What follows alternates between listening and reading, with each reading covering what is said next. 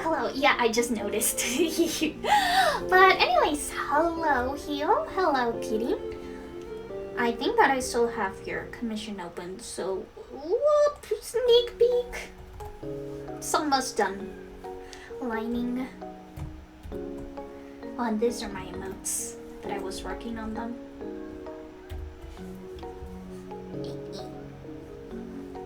Thank you. I'm glad that you like it. So yeah, I'm just gonna close my commissions tab so that I can actually start working on this Adoptable without distractions.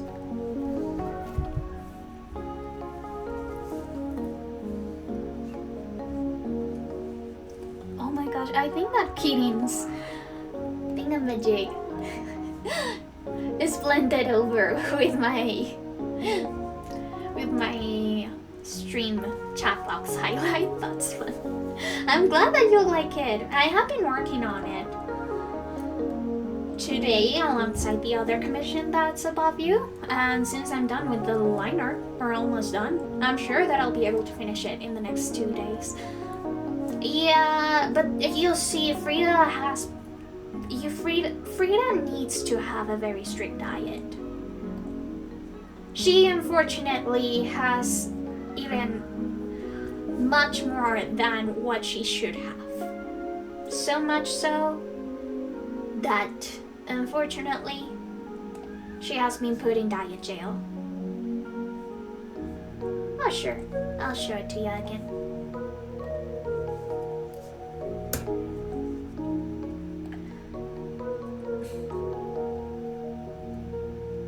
There it is. Whoop, whoop, whoop. I think I'm only missing some details like the bandages and such. Whoop. But yeah, the thing is that Frida's a little bit of a chunker, unfortunately.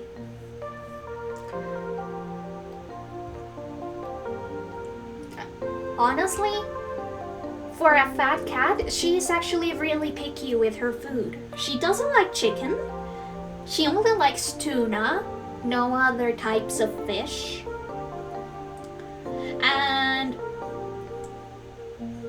even though she really likes wet food, she is much more interested in salmon wet food than any other type of wet food. She doesn't like any of the others. My dad has tried giving her like scraps and some stuff from his plate, but she barely eats it. He has tried giving her different types of fish to see what she likes. She doesn't eat it. We have tried giving her chicken. She doesn't like it. In fact, she likes it so little that I had to mix it with tuna so that she would eat it. But somehow she really likes dry food, which I know, out of all of the food we could give her, and we have given her, she likes what is arguably the worst one. Both in value, in nutrition, and in flavor. She prefers her kibble. Which is astounding, because usually if you give a cat, not even bougie, because which cat would rather have kibble than actually home-cooked chicken and fish?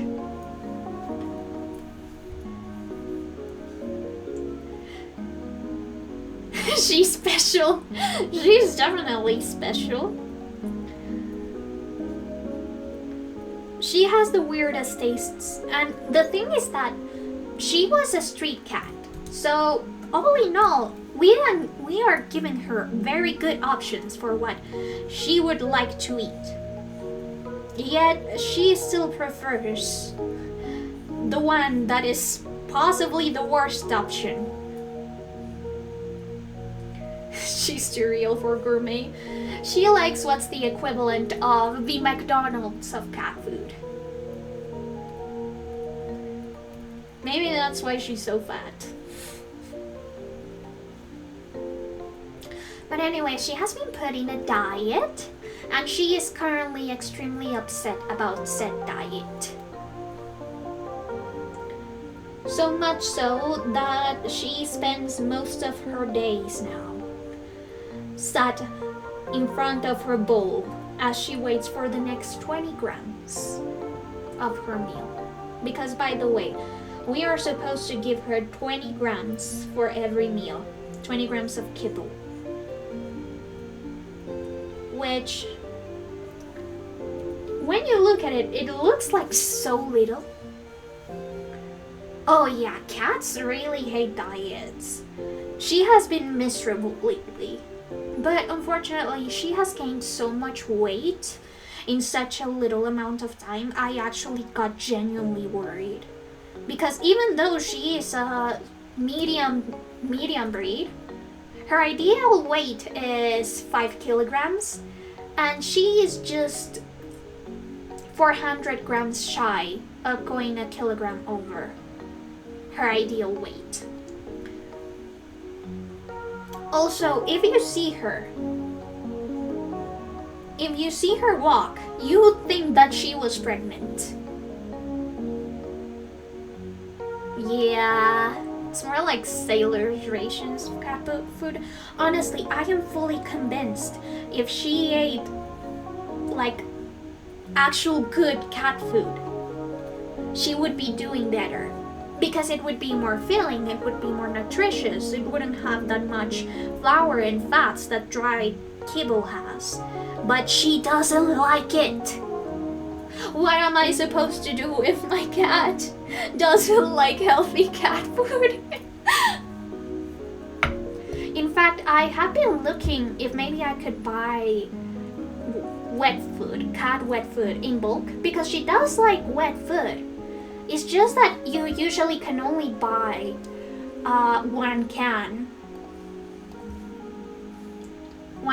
each, and that just isn't the best. It isn't the best economically. It'd be much better if I was able to buy it in bulk. Yeah, that's what we did when she came out of surgery. By the way, Frida lore. She unfortunately has FCD, chronic FCD. For the non-cat owners in the chat, FCD, or feline calicivirus, is sort of like the cold for cats. But if a cat gets chronic FCD, instead of it manifesting as a cold, it manifests as an illness that unfortunately targets the mouth, specifically the gums and teeth, and the digestive tract, which is what Frida has. Unfortunately, chronic FCD is not curable.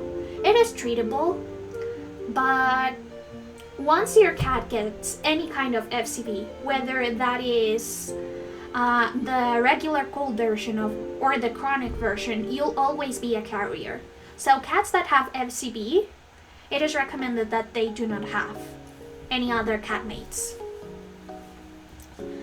But anyways, since Frida has that chronic FCD, she unfortunately had to have some teeth removed.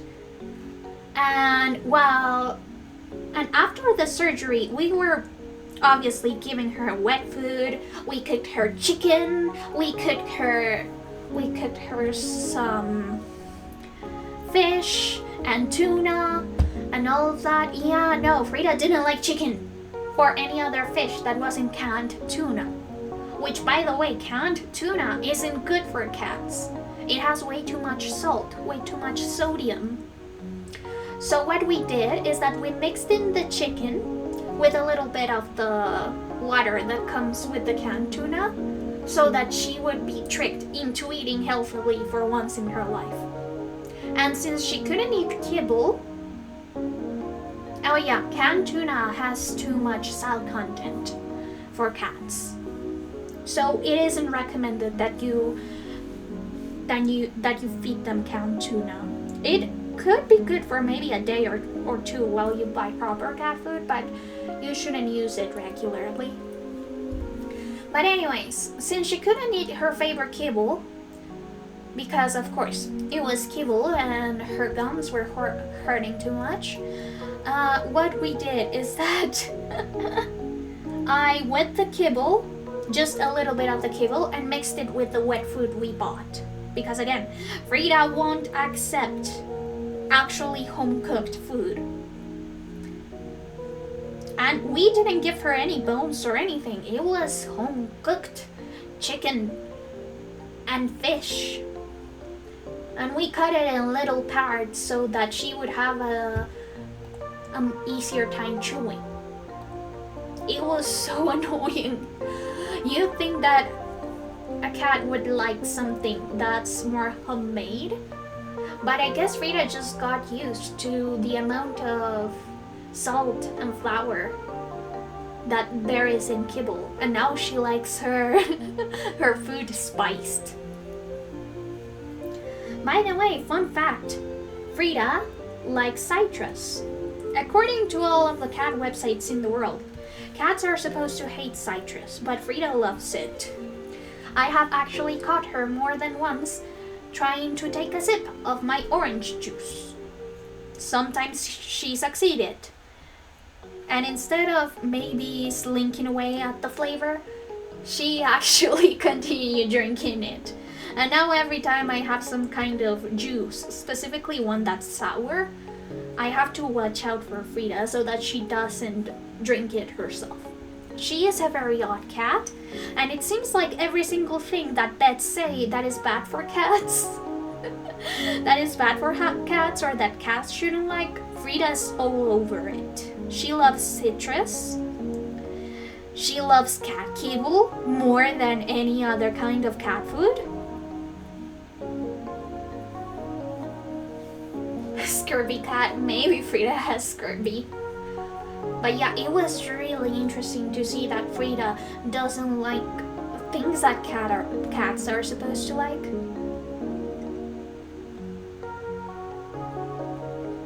Sometimes when we have salmon or any kind of fish, I try giving Frida a bite. She maybe licks it a little bit to see if she likes it, and she abandons it. She doesn't like salmon. She doesn't like trout. She doesn't like cod, nor catfish. She also doesn't like tuna if it's cooked. She likes the canned type. She is very specific about her tastes, and her tastes are horrible.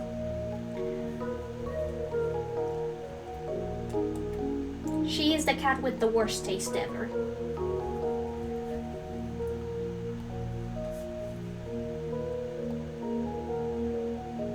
By the way, is everything balanced? Can you hear me right? I don't know if my theme or if my mic are wrongly leveled. Please do let me know. Oh, okay, thank you. Anyways, diverging from the Frida topic and how weird my cat is, this is going to be an adoptable design that I wanted to make for the Year of the Snake. This is sort of like the concept slash palette that I had planned. And now I'm just drawing the actual character in here. This is something that I wanted to make before for a very, very long time. Maybe she likes alligator. That'd be really funny. Because alligator would be arguably the only kind of meat I wouldn't be able to find in Colombia, which is one of the most diverse countries when it comes to actually getting anything that's food related. Colombia is a very large producer of produce. Water buffalo. What even is water buffalo?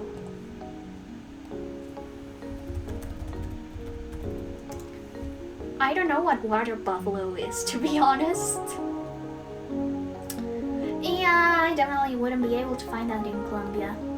Maybe she likes capybara meat. I could find capybara meat. That is something that I'd be able to get here. Goes Colombia lore. Colombia actually has traditional dishes with capybara.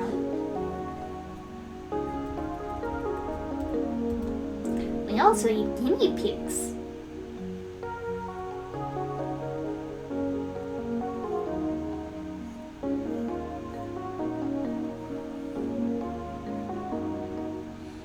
And yeah, honestly, I don't know what Frida likes, or if she even likes actual meat.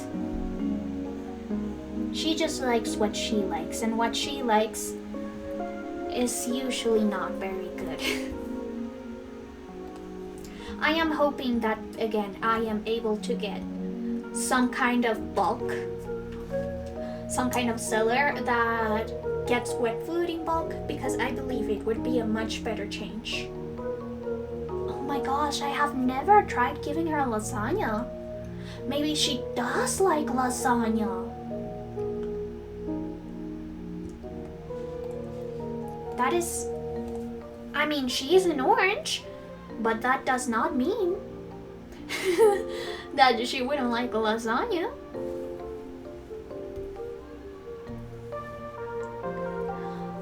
Capybara is also my favorite fish. Well, capybaras are rodents, so I wouldn't be surprised.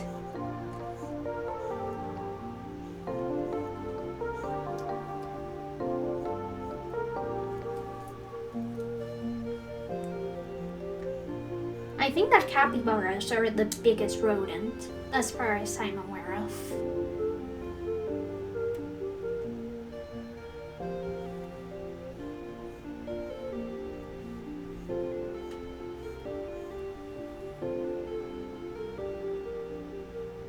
Oh my god, probably she would. I know that she likes, wet food. From the... I don't remember the name of the brand, but I know that she likes wet food.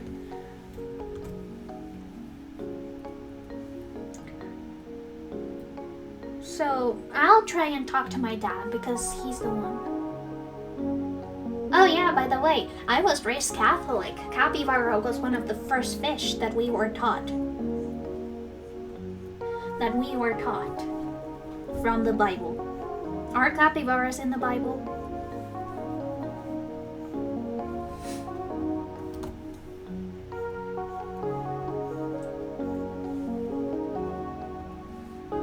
Oh wait, now I'm actually curious. Capybaras mustn't be in the Bible because they are from the Americas.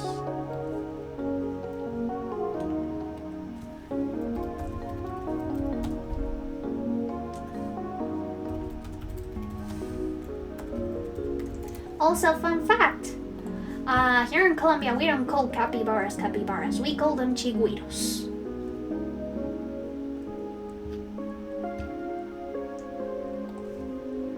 Okay, yeah, so capybaras are from South America. Never believe the scientists. Capybaras and fish. Or fish. You never know. I mean, capybaras do really like the water. So I wouldn't be surprised if they were. Or maybe they're amphibian. Maybe they're a type of frog. Frogs like water too?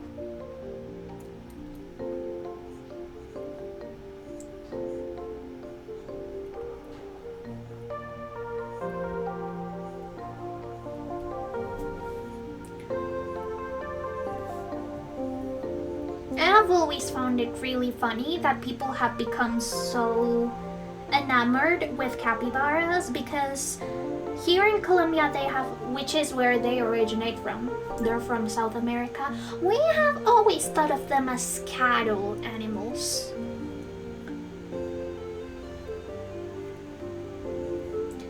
But apparently in various countries they are extremely beloved.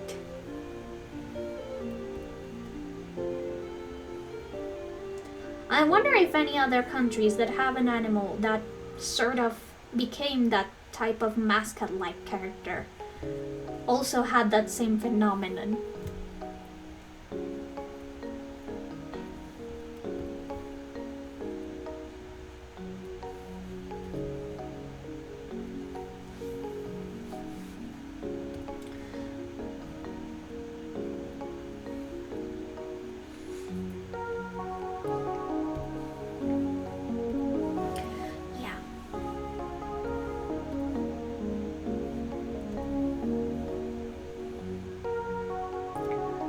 Something that I've been very, very fascinated by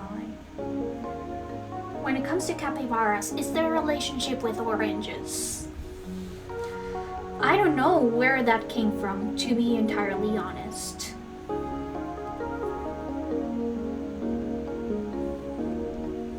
If anybody knows why capybaras are associated with oranges, please let me know. Or at least how they started getting associated with capybaras because I know that in Japan they're associated with oranges a lot for some reason.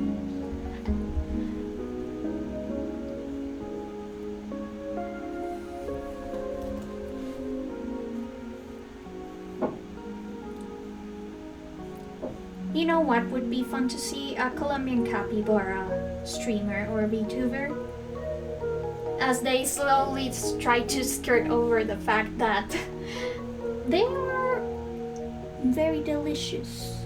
They're a very delicious delicacy in here.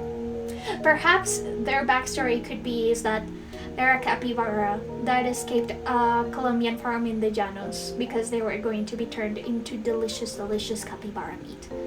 And to support themselves, they decided to become a VTuber. Yummy. I haven't tried capybara before, but my dad tells me that it tastes a lot like horse meat. Oh, the reason capybara are considered fish is because when Catholic settlers settled in South America, they described the habits of the capybara to the church and asked for it to be declared a fish so it'd be safe for Lent. So true. So true. The fun thing is that actually capybaras are one of the very few animals in South America that before colonization could actually be farmed for meat. So that's why it's considered a traditional meal here. It's because at the end of the day, they are the only animals we could reliably raise and, you know, use for eating. The other option was to go into the Amazonian jungle, and if you know anything about the Amazonian forest or the jungle, you know that it isn't very easy to hunt in there. Especially the distance would have been a lot. Let me get you a map of Colombia so that you can see where capybaras are and where the Amazonian forest is.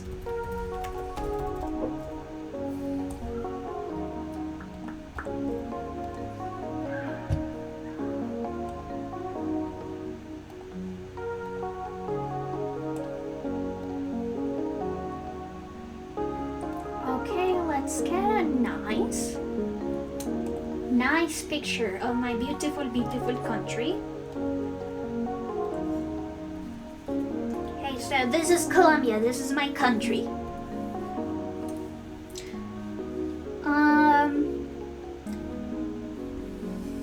Let's get some red. Capybara are very chill animals, so they're very easy to farm. That I agree with. So, this is usually where capybaras exist, in this area. Now this is where the Amazon forest is. Now, if you think about it, capybaras are nice, are pretty docile, can be fed to have some pretty nice fatty meat.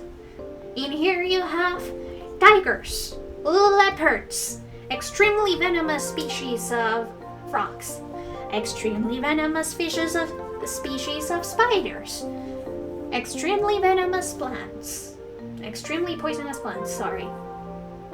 You have bears that are nice. So I think that the capybaras are probably the best option for pre-colonial Colombians to get their food sourced from. Also, yes, sour coffee, the best in the world. Coffee is made around here.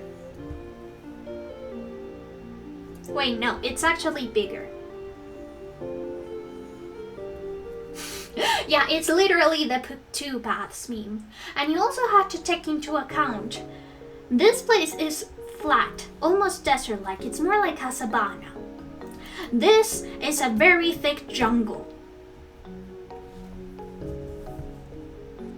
So all in all, when it comes to capybara farming, they are not only the best out of the two options, but they are the most optimal. Sure, they may be rodents, but still, they're very delicious rodents. Okay, that's a ghost's geography lesson. I don't know what other kinds of cattle are native to Colombia though. Because sure, we have a lot of bears. And we have capybaras. We also have snakes. I don't know what else we could actually farm. In fact, I don't know if even it'll be sustainable to farm bears or snakes. I know that in the Amazon region that they do eat frog. Frog might be good to farm. Keep your mind open, folks. You never know what could be farmable until you start farming. Okay, so what was I planning here? What was I cooking?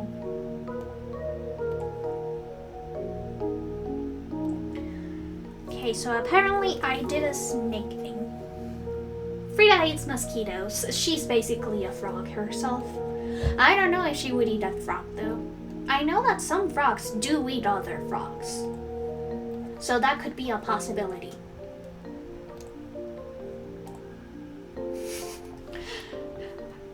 I'm sorry to all the people who just arrive on stream and hear me talking about eating capybaras and frogs and snakes just as they come in. I promise I am sane. Quesos. This is going to be a there's going to be a snake accessory in here that's going to wrap around the braid. You know, pretty like. And I know that the snakes usually for the Chinese New Year are decorated with pretty flowers, so maybe we could do something about that.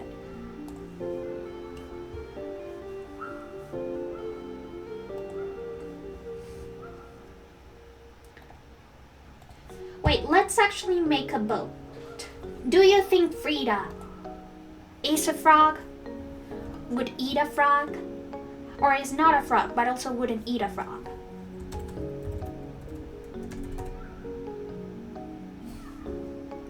How do you make balls in here? Wait. Announce. Ban. Shield. Subscribers. VIP. VIP warm block and black color. Me.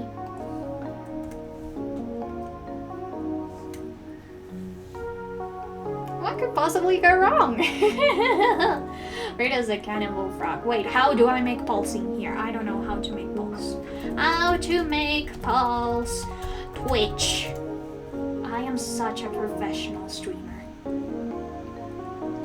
Thank you, WikiHow.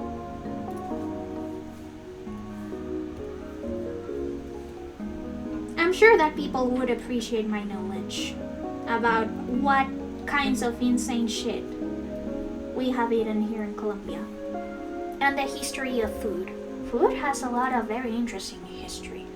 Okay, polls with chat commands. /poll.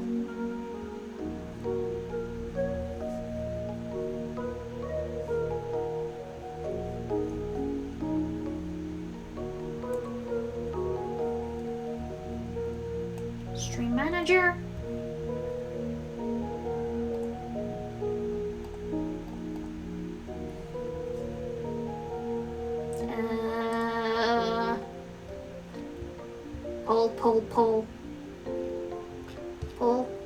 Poll.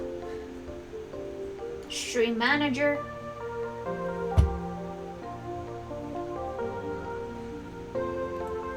I cannot make polls?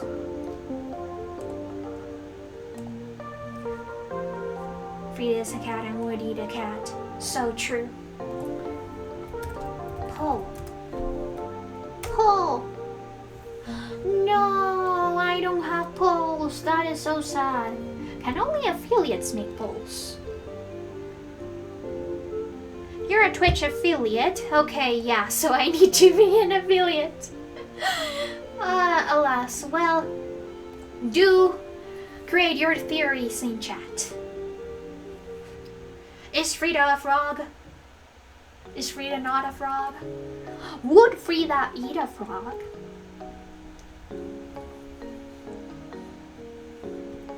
These are extremely important philosophical questions.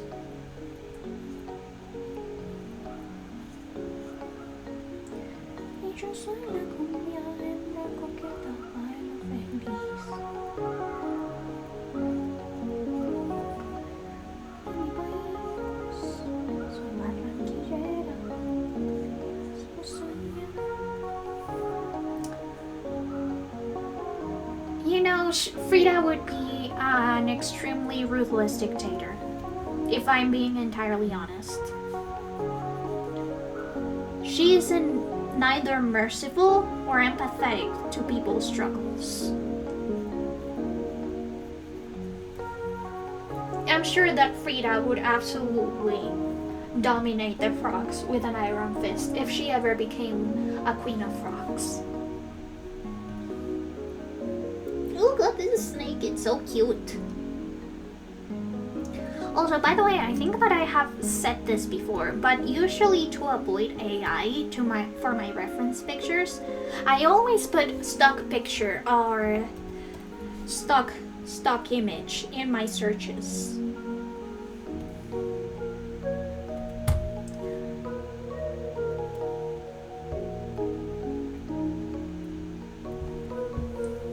That way they get filtered, because usually AI isn't used for stock images, at least not for now.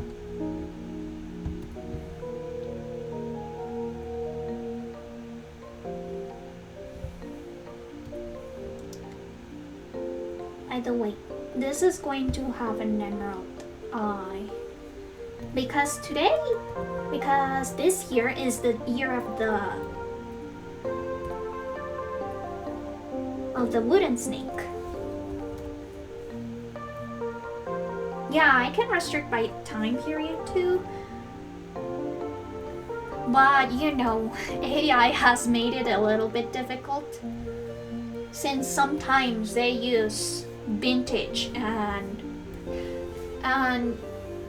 old school or kind of like Renaissance era as prompts, and that sometimes gets picked up by Google.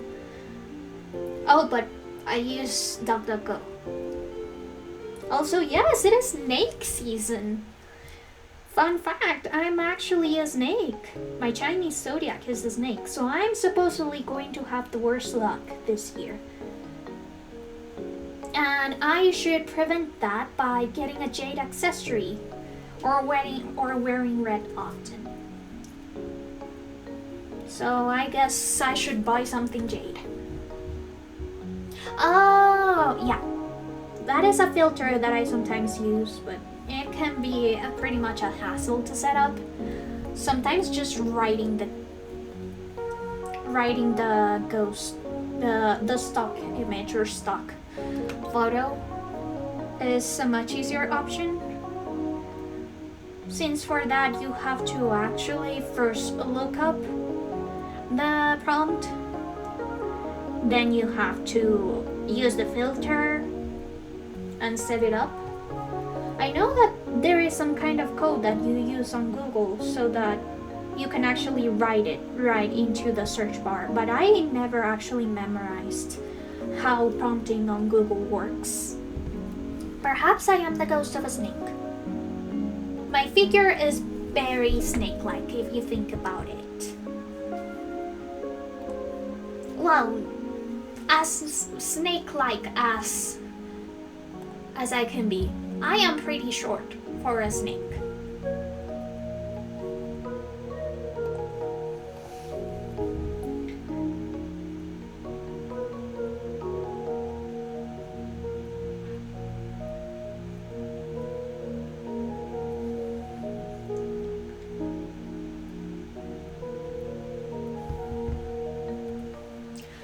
You know, if I were the ghost of a snake, would I be the ghost of a bull too? Because I am also a Taurus.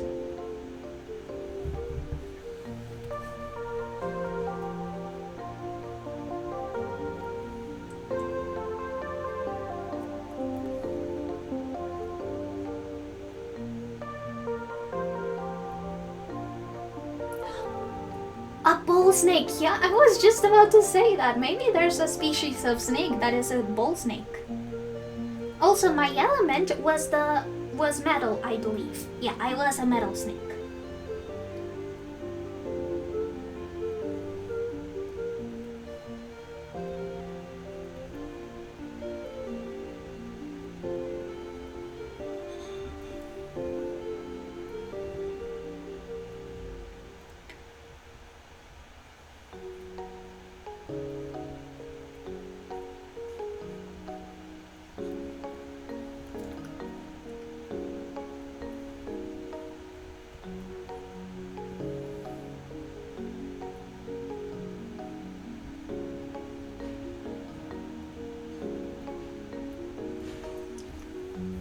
Wait, are bull snakes a real type of snake? Now I'm actually curious. Bull snake. Oh my gosh, they are! Apparently they're from Colorado. Wrong part of the continent.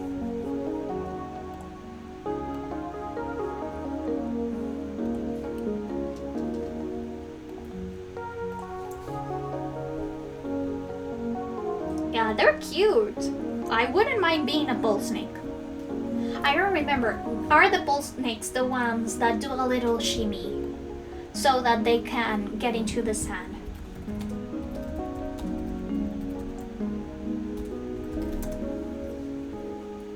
Are they the ones that do a little shimmy? Now that's what I want to know.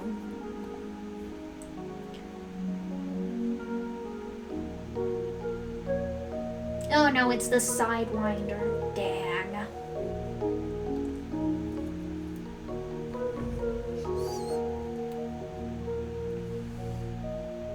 But yeah, so this is going to be a sort of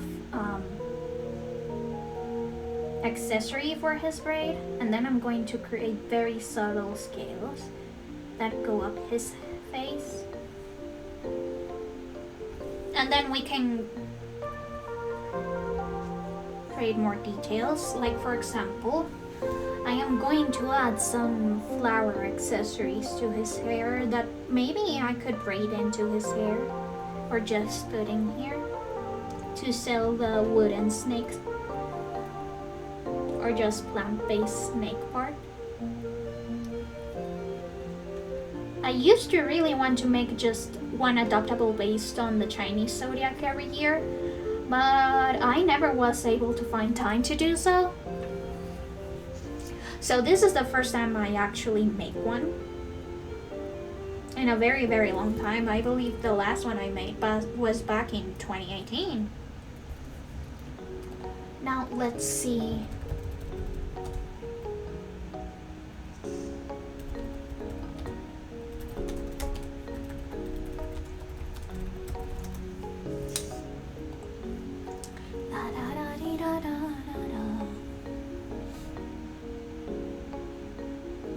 Oh, by the way, speaking of adoptables, I have also made the chibi bases that I'm gonna use.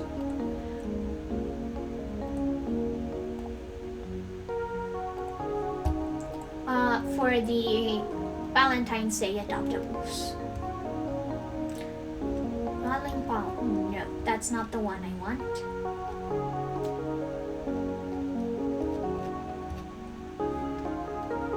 Maybe it's a hanfu? Do men also use hanfu?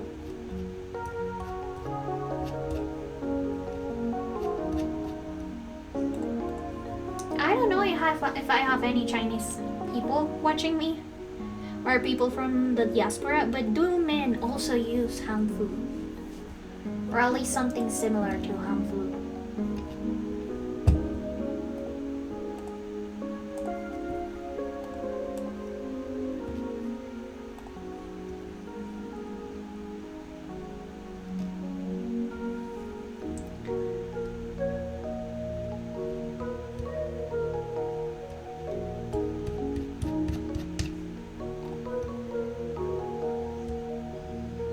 Okay, so hanfu can be used for both men and women.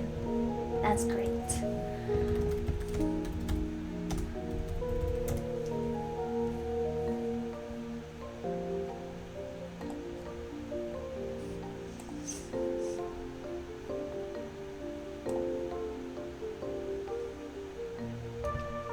These are mostly, the ones that I can look at are mostly cosplay related, but since this is going to be a fantasy character, I don't think it'll be that big of a deal if I use more fantasy slash cosplay alike handfuls for reference.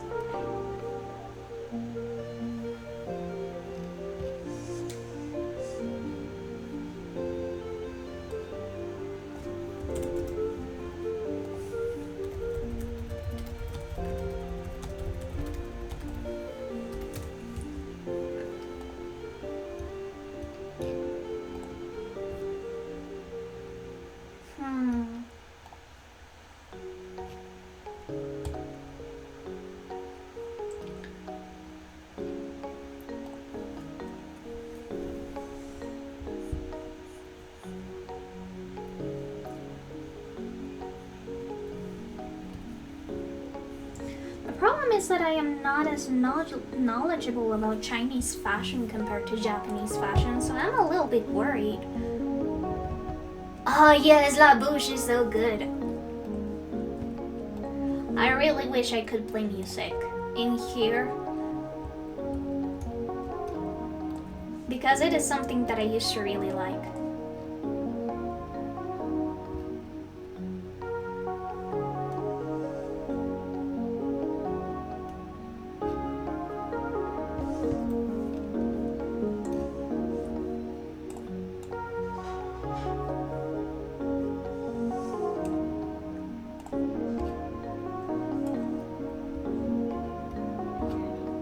The problem is that with Chinese men's fashion, or just with men's fashion in general throughout history, we don't get as much of a detailed look over compared to what we see with women's fashion. That's something that has been very frustrating to me as someone who likes to look at more historical based sites for character design. Which is funny considering that when I made my first Chinese zodiac design, I didn't even know what the name of the hanfu was. I just thought, ooh, pretty Chinese dress. I guess that's something that sometimes happens when you're super young and still don't know how to properly research the fashion that you are trying to portray.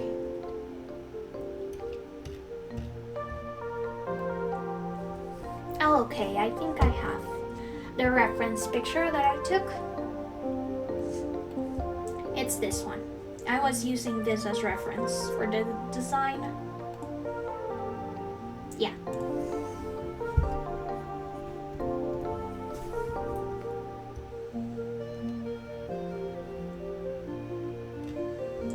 Especially, I believe I used these 4 as reference, or these 6.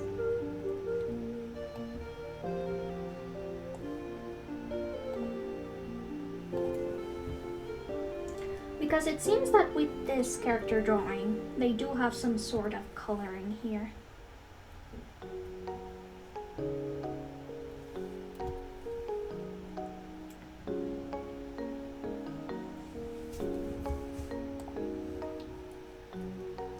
Have you seen the historically accurate manly outfit meme? I have not.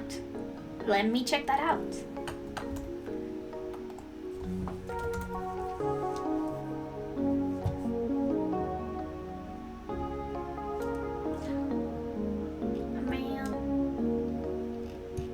No, I'm only seeing the DuckDuckGo things. Wait. Meme.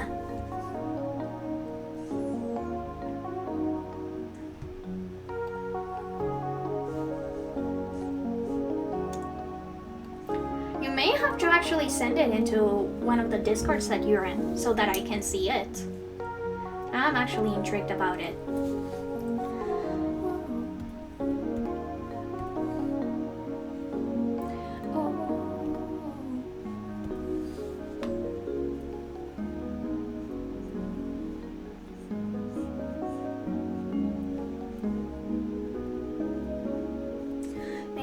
placed the belt too low. Should be more like waist, on the waist, yeah. Then again, this guy's waist is a little bit long.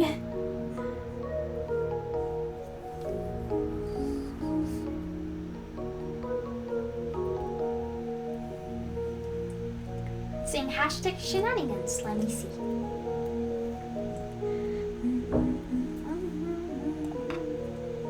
Let's see. Oh my goodness, dress manly, so true.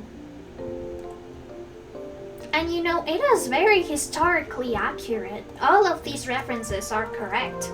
As somebody who has studied art history,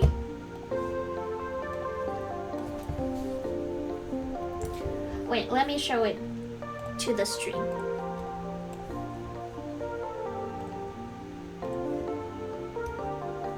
Indeed, makeup was created in the Renaissance for men. The lovelock hairstyle, it is usually found in England, but also as well as in different North European outfits during the Renaissance as well. Low-necked shirts, very well researched, because indeed they came in from Renaissance Italy due to the Mediterranean climate. The skirts were not only originated with King Henry, but have been present in UK history for a very, very long time. Remember Scotland and the kilts? Pink costumes. Pink was a very manly color up until World War II because of the Nazis.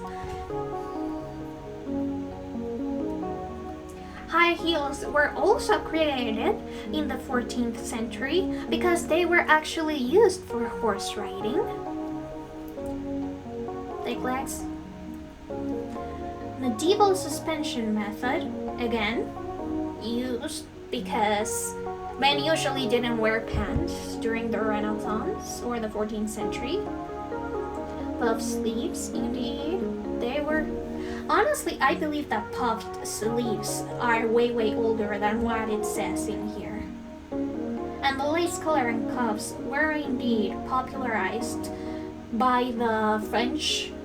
But again, I'm sure that they are way older than these. They're at least in the 1400s, if I am correct, if I remember correctly. Okay, that's enough history. But as you can see, that is very historically accurate manly wear.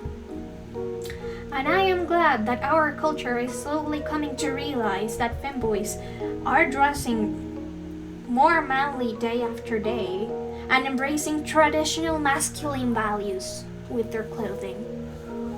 You know, historically speaking.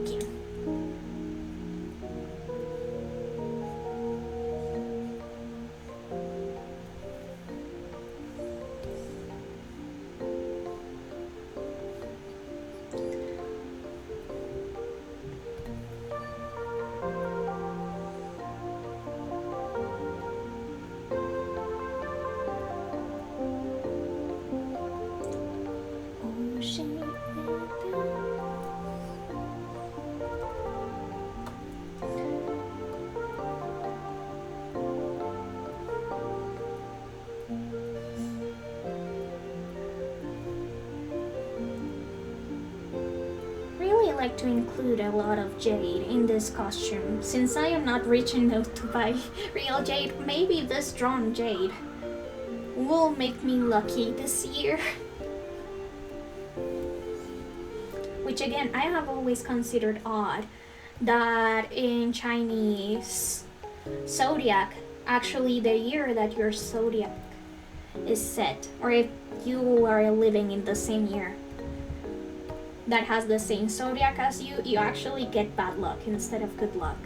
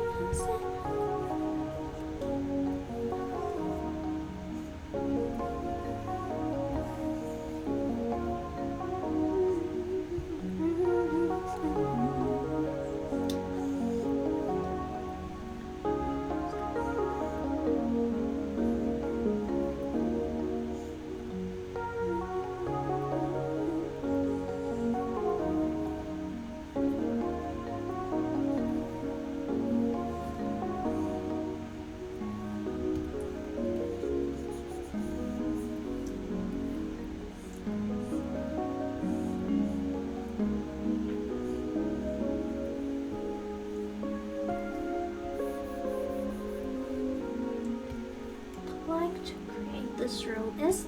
How long are the rows in here? Okay, not too long. Usually they are around the height that I'm doing.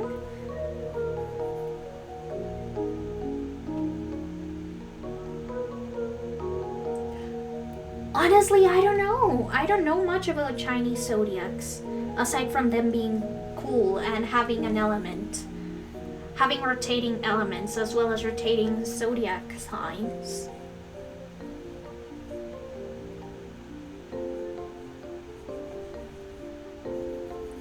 But if you are correct, then perhaps I shall fill my room with lucky charms, just in case.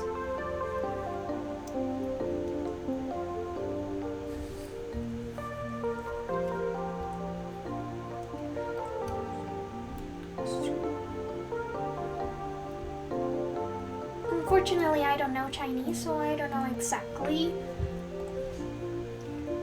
which type of clothing I'm referencing, but I would be really happy if somebody knew.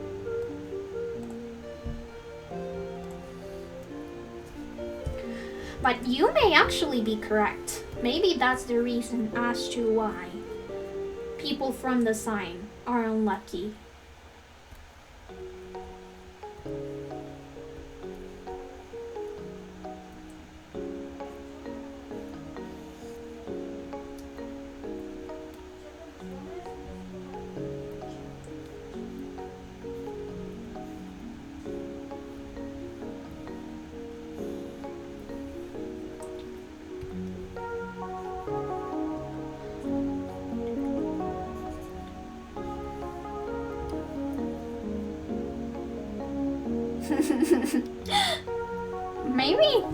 Maybe we have very similar tastes. Honestly, I just put my liked music on random and see whatever Spotify has for me.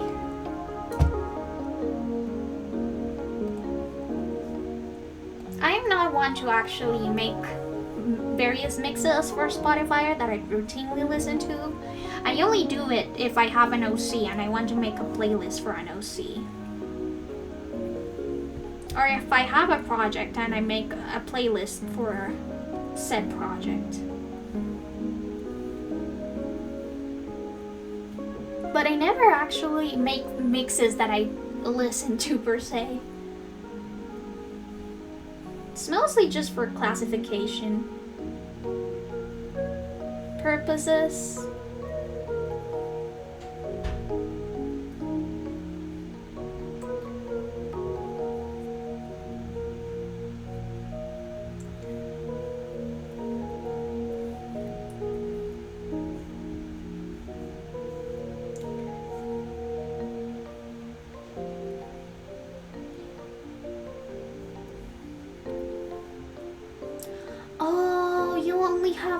Version.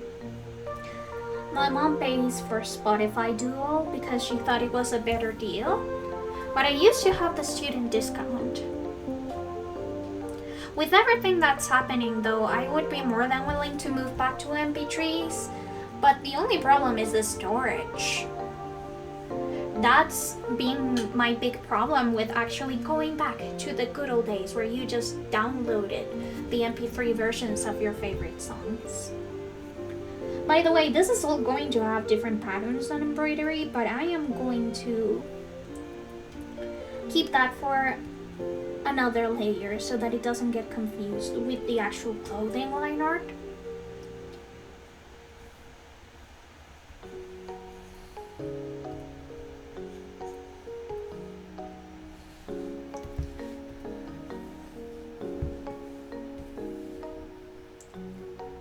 So as you can see, there are a lot of patterns in here.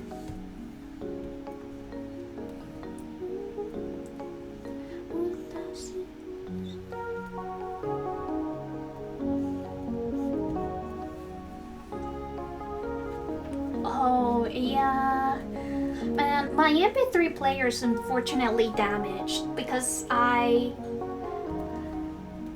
used to press the buttons so hard. They got just dented over the years. But I would love to maybe just listen to the music that I had in one of my old MP3s. I think that I listened a lot to some rappers. Hello, Avia. I hope you're doing okay. And I'm glad that you like the color palette. I was a little bit worried that maybe this read too much as water snake instead of plant snake or wooden snake. Because I know that sometimes water is associated with green in some countries. Because fun fact, the first colors to be named have always been white, red, and green. And sometimes blue becomes a green because of that in some languages. Color etymology is very interesting. Especially because did you know that in Sweden there isn't really a name for pink? So if you go to the Lego page, the Swedish names for all of their pink pieces are going to be like light red, dark purple,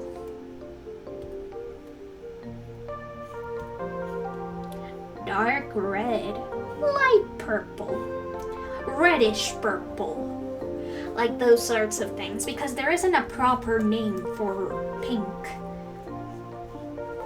And I think that is super interesting.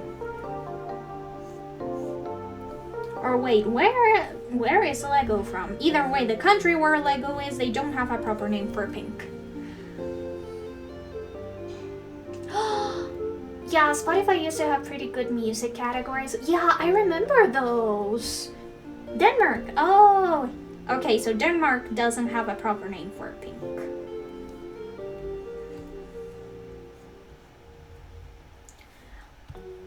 Yeah. Honestly, back in when they had the actual categories, my biggest genre was always Latin music.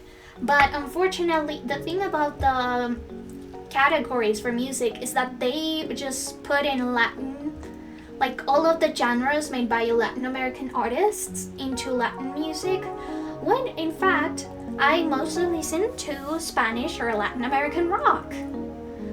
So it was interesting to see people saying that or Spotify saying that that I like Latin contemporary music, when in reality I was listening to mostly rock bands.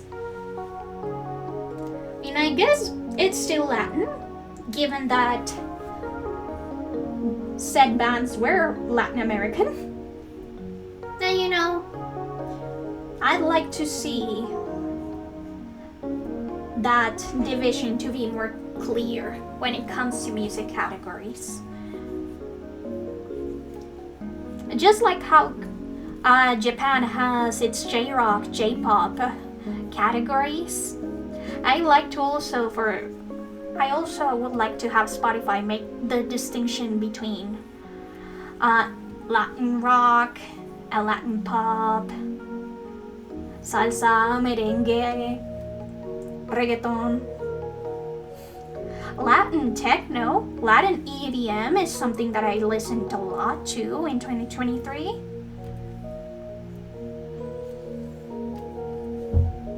Also, I became a really big fan of Afrofuturism, which is a pretty new genre in Latin America. I became a very big fan of Tower Extampe, but that wasn't shown in my Spotify rewind because again, they place Latin music in that same category. I really do wish they hired back its music labeling expert, because come on, this year's, or well, 2024's whole Spotify Wrapped was honestly a little bit embarrassing. Ooh, look, you could make someone barefoot. Huh, I wonder if it was really barefoot or it's just that they couldn't get any shoe references for this era of China.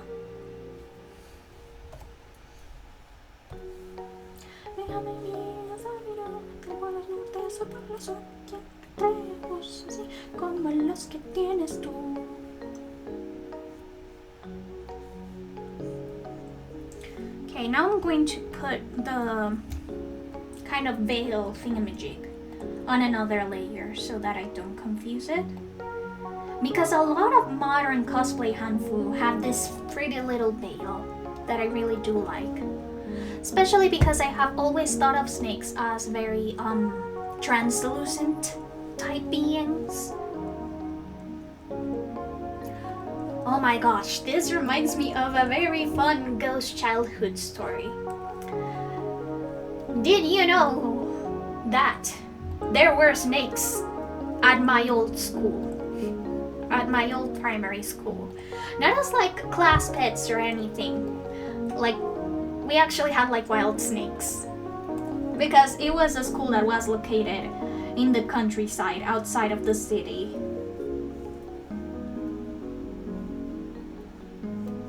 So sometimes teachers, back when I was in elementary school, part of their job was also snake exterminator, or handling the snakes that sometimes get into the school premises.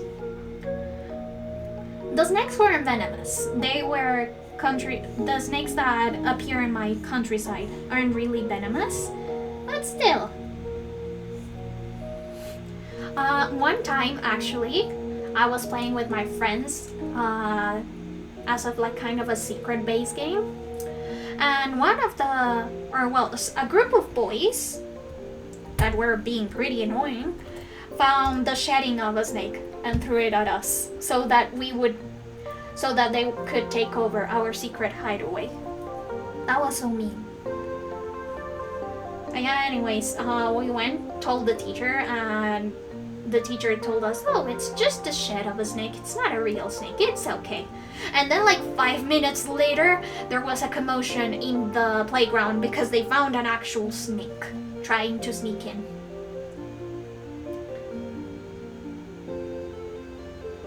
Oh, after a bit of research, Danish and Swedish have rosa for pink, but we have a bit more color words, so the color we're referring to varies a bit. That might be the case. I do know that there's some... Yeah, that sneaky snake. I do feel bad for the snakes though, because at the end of the day, since the school was built over the country or the environment that they used to live in, technically we were the ones that were encroaching on their home.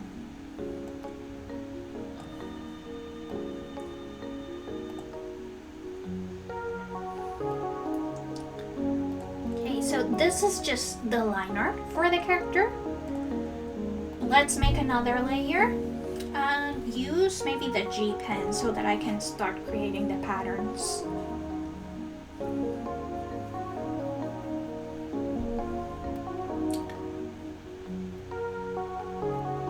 I don't really know much about flora, Chinese flora, but I'm trying to make patterns that sort of work well with the flowiness of the hanfu, or just the general details of the clothing, and also add a lot of snaky references. This is a snake character after all.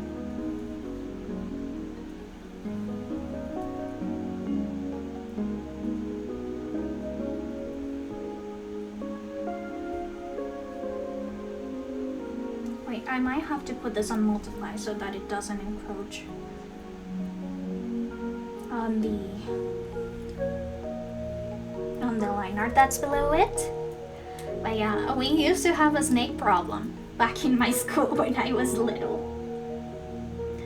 And honestly, well, I was obviously scared that we may find a snake on breaks. I was also weirdly fascinated by the fact that we actually had a snake problem, because it isn't something that you think about when you go to school.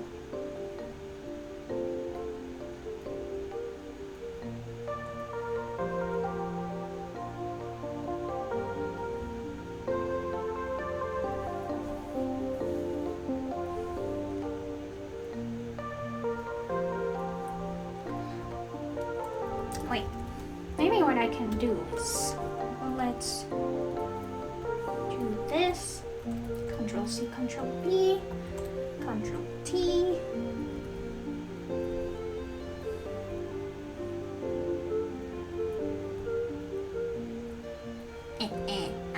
art. I say as I use the most commonly used trick in digital art ever. Yeah, so this is one pattern that we're gonna use. Just like this so that we can have a better look.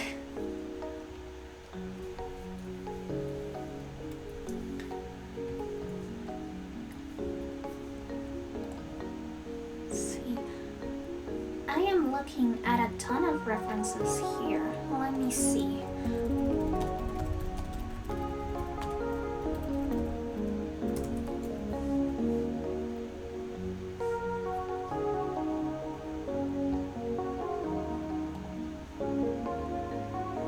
Obviously, we'd need to include some flowers. I believe that plum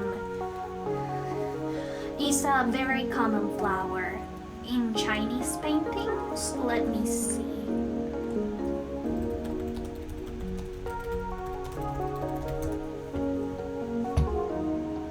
I don't want to be too stereotypical with the lotus flowers. Okay, let's look at this painting by Jinnong from 1644.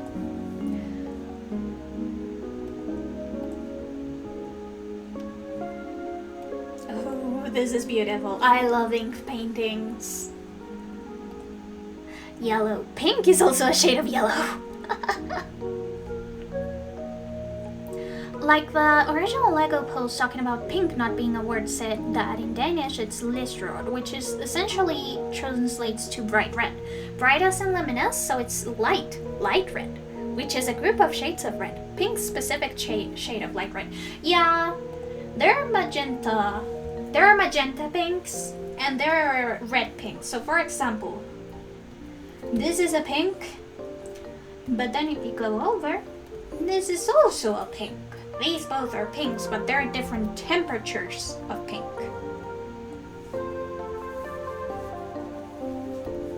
Let me see. This is silver, so let's actually make the pattern silver. That way we can identify them.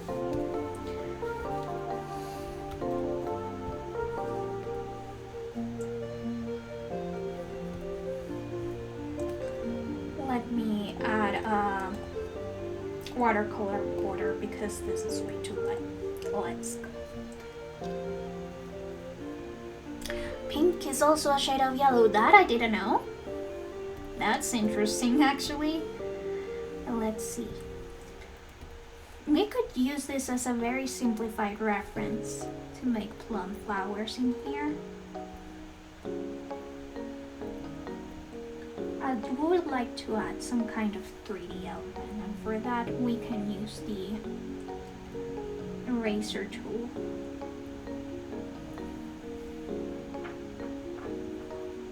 To create the curves of the plum.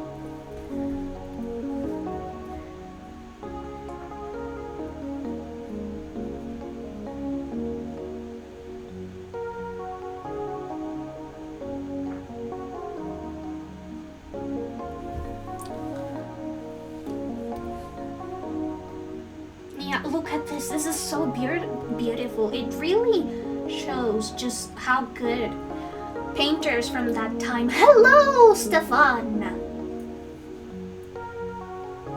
That's salmon and bubblegum. Checkmate, atheists. Actually, it's not salmon. It's peach. So checkmate, atheists.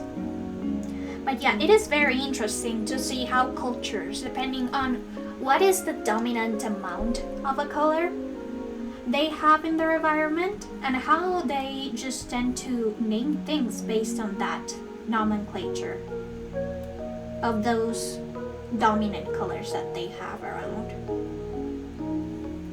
Unfortunately, due to colonization, we don't have a lot about the history of traditional languages here in Colombia. But I would love to know how color nomenclature worked before we were colonized. Especially because Colombia is an extremely colorful country.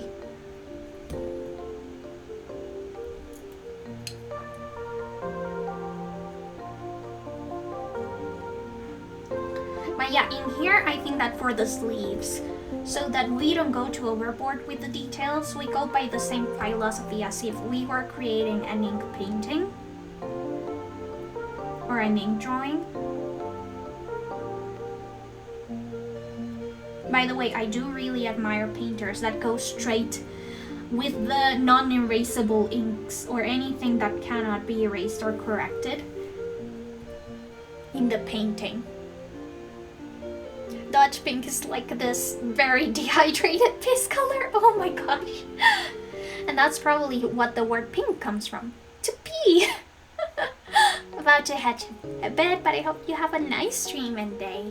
Thank you, Kim Leo. I hope you also have a nice day. And I hope that you have a good night's sleep.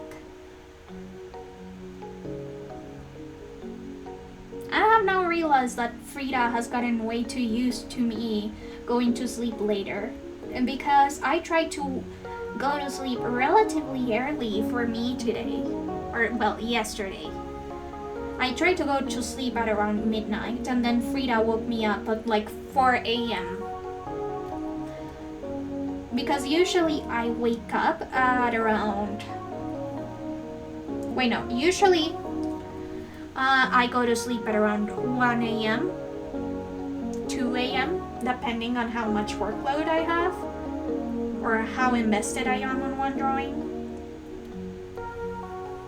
Oh, this flower doesn't look good. But yeah, so anyway, Frida was pretty upset that I decided to actually try and streamline my sleeping schedule and decided she would be a menace. Again, really looking forward to becoming affiliate so that you guys have evil Frida emotes.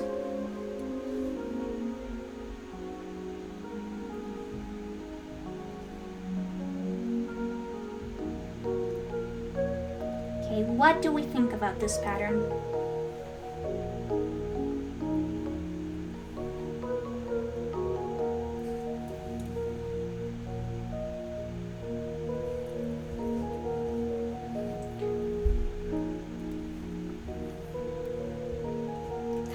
Thank you! Do you like them? I hope that you do. Let me see what other patterns I have planned for this night. Apparently just the sleeves, but I also want to make some more in here maybe. Instead we could create maybe some sort of... Are you on affiliate? Because I feel like you got the hardest one, which is concurrent viewers. Yeah, that is the only thing that I am missing.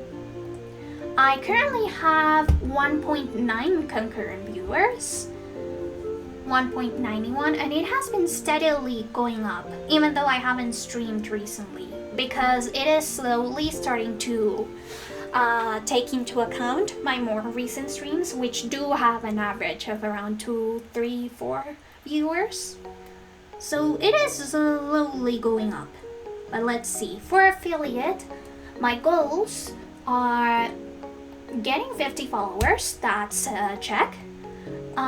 Transmit 8 hours in the last 30 days, that's also a check. I have streamed 75.8 hours. Streams in 7 different days. I have streamed 25 different days.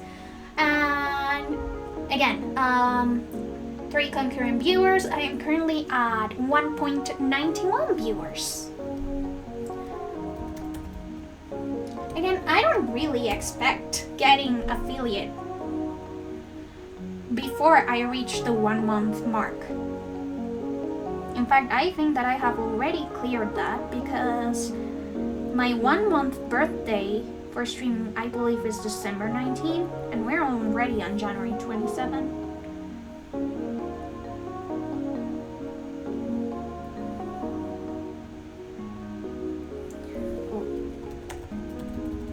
But yeah, that is how I've gone so far. Yeah.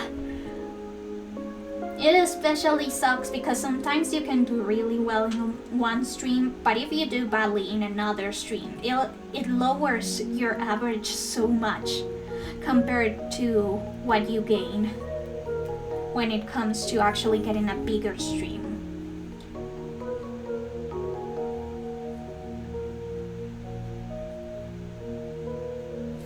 This is beating my ass right now.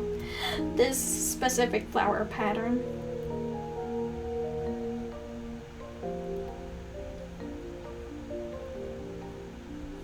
Okay, I think I got it.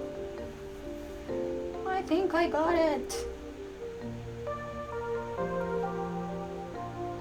Yeah, this is good enough. Sort of.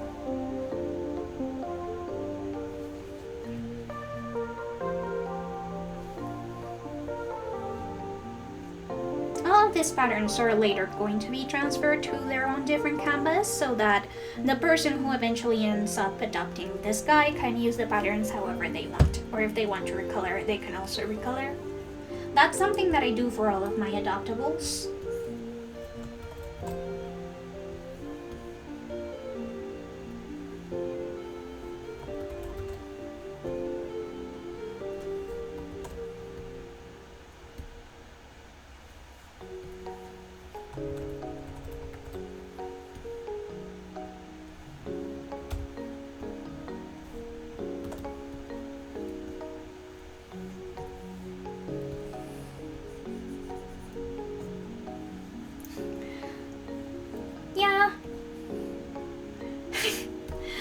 Time.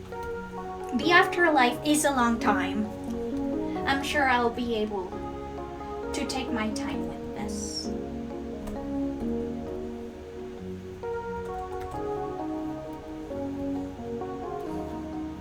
However long it takes, I'll have time nonetheless.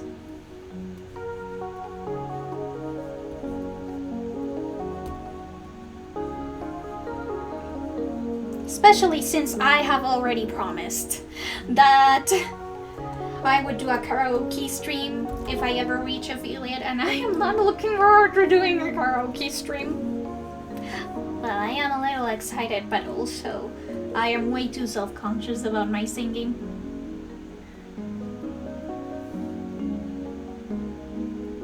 But yeah, if I ever reach affiliate, if that ever happens, I'll have to do a karaoke stream. I have already promised on live multiple times.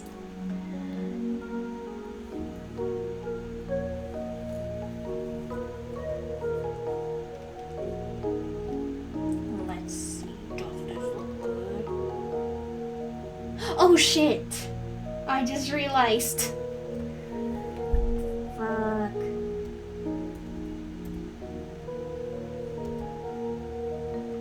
Okay, I see. Because you are on the same layer. There we go. Now you're on a different layer.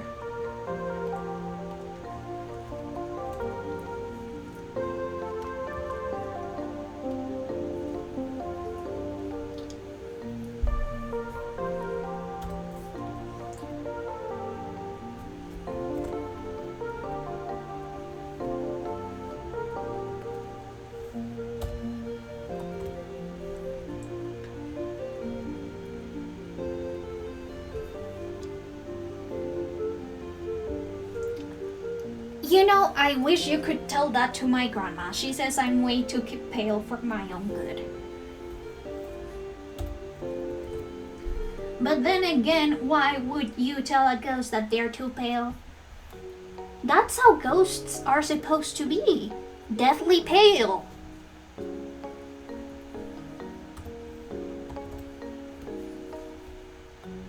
I think my grandma is ghost cysts. She is ghost racist.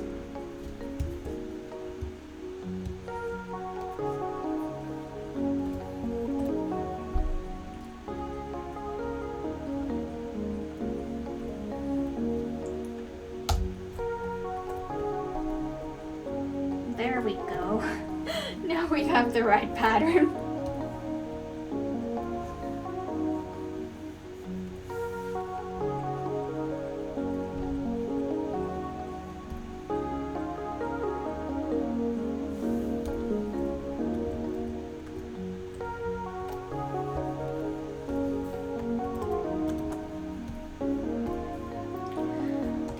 this, we can see how the pattern looks.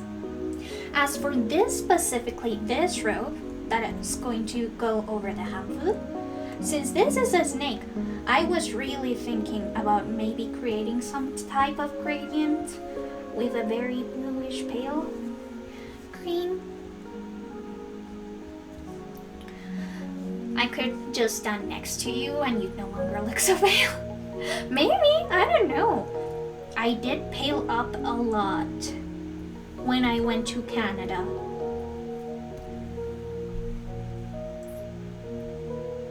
I know that Medibang has its own scallop pattern brush, but I like making the scales myself. It's just relaxing.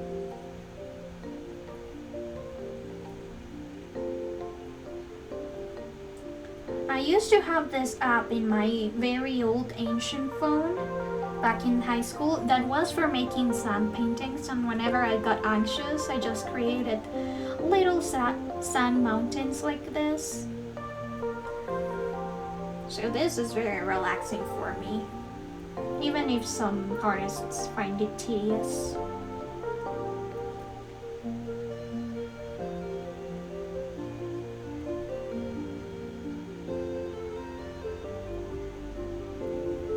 So yeah, these are going to slowly become smaller and smaller, since they are supposed to be sort of like the snake's shed, in a way.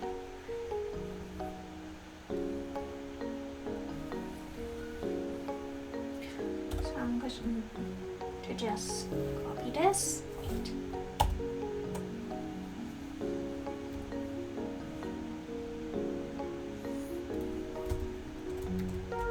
There we go. I'm gonna copy this, rotate it, and put it in here as well.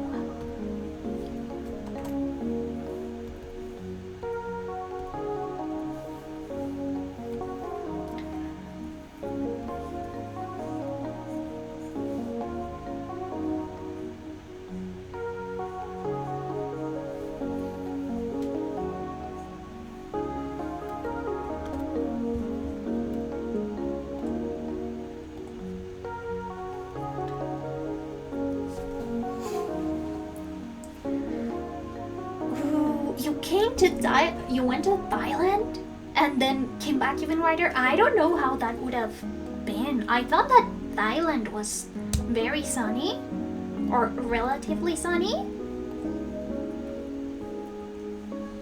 Now I don't know how you managed to do that actually. Oh, I forgot, this snake character is supposed to have a pipe.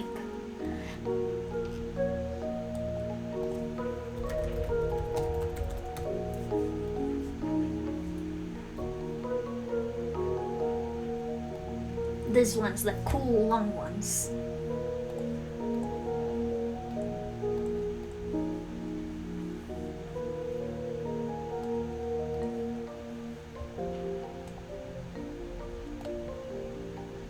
Ooh, I actually like the design of the stem of this one because it looks like bamboo.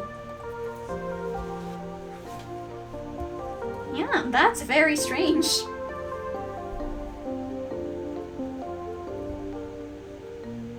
I think I'll use the stem of that one and maybe make the other part of the pipe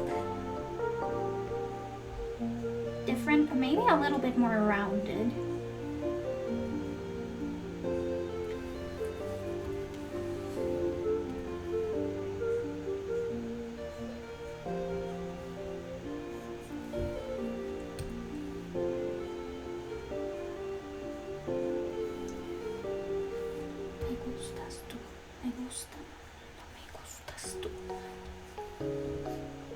Yeah, it is definitely weird that you managed to actually get paler on a tropical country. You know, funny thing is that I got really pale in Canada, but I have always been able to tan really easily. And my sister, since we are almost 9 years apart, well, she was in her phase where she wanted to tan, because it was the 2000s. It was the late 2000s. I used to naturally tan really easily, and she always got angry or asked me if I had actually taken some of her tanning cream. But no, I just tanned really easily. And I always hated tanning so easily, actually, because at the end of the day, you got those little like skin tags from tanning. And as a kid that had sensory problems, sensory issues, those skin tags drove me insane. That little peel.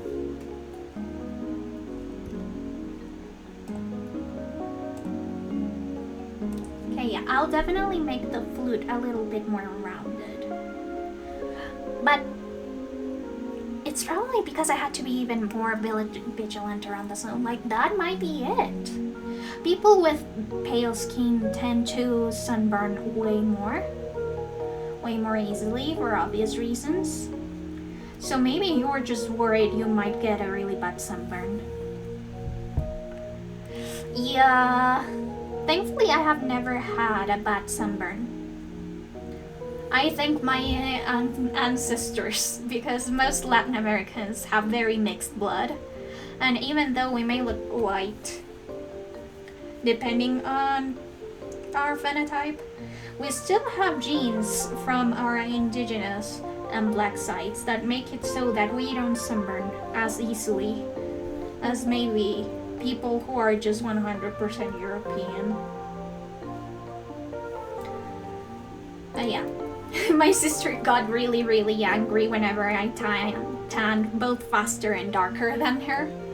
I think it also is because I was a kid at the time. And if you know kids have bodies that adapt super quickly.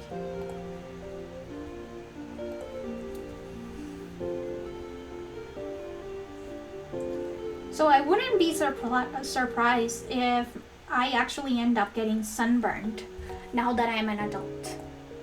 Unfortunately, since I have a very high metabolism, and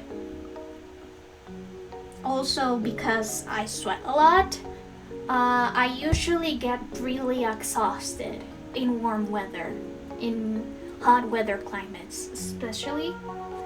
So I don't enjoy going to those as often. Oh, look! One of these pipes actually has a jade flute. Look! That's so cool! I could definitely add that to my character. I was going to add a coin to this for luck. A coin pendant. Like this.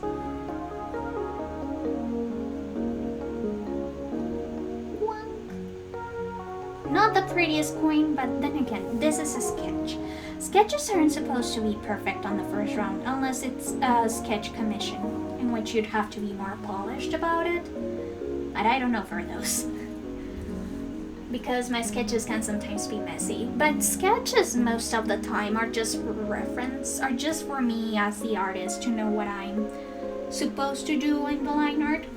And sometimes when sketches have mistakes, I just correct them during the line art period. I think that many beginner artists usually start out following their sketch very strictly without knowing that you don't need to do that. In fact, if you find a mistake in your sketch area, you don't need to follow that sketch once you're in the line art period. You can just stray and retouch it. You can always retouch the sketch as many times you want, no matter where you are in the lining phase.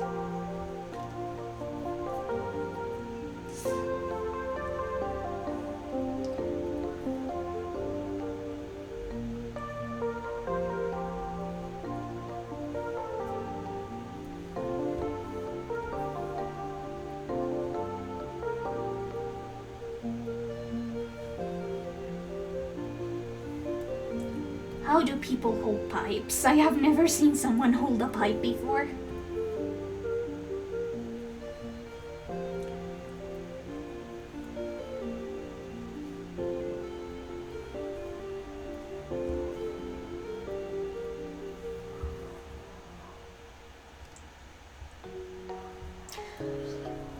anyways, that's something for future me to figure out.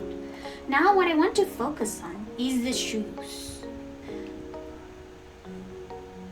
Most of the characters that I have seen wearing hanfu usually don't have these types of shoes, but honestly, I think we could do something great with them. Maybe we could make it a snake head. That could be an interesting touch to have, and I believe this is the best one to do so.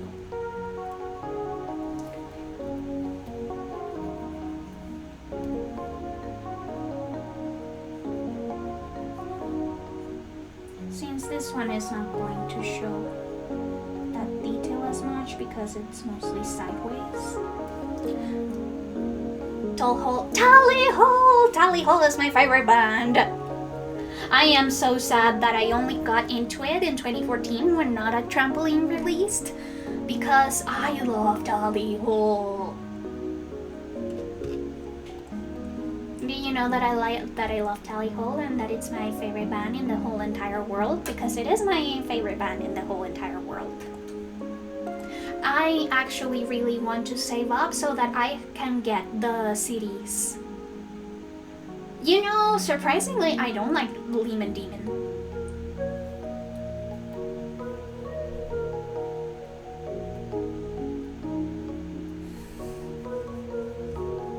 I have some songs of Lemon Demon that I like, but I don't like his entire discography. I only like one or two songs. Sorry.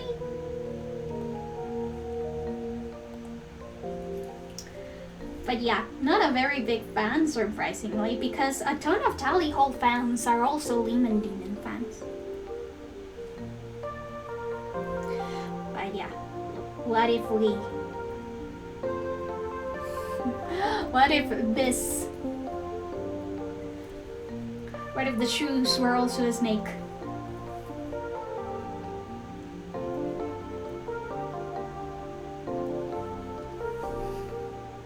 Yeah, I like Cabinet Man. The two songs I like of Lemon Demon is The Eighth Wonder and You're at the Party. Those are the two Lemon Demon songs I like. Oh wait, I also like another one. Oh, Touchtone Telephone. So I like 3 Lemon Demon songs.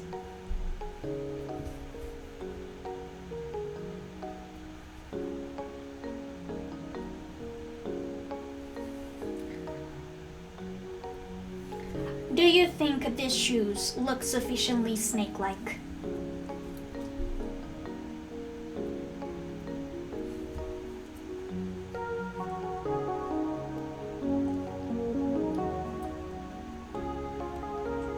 The ultimate showdown. Tally Hole fan versus Lemon Demon fan.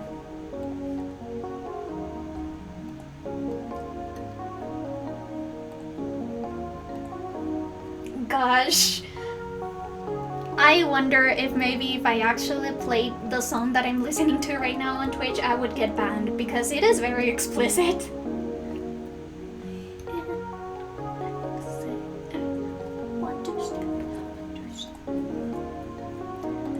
The Ultimate Showdown. Oh, the Lemon Demon song. I haven't listened to it. May listen to it.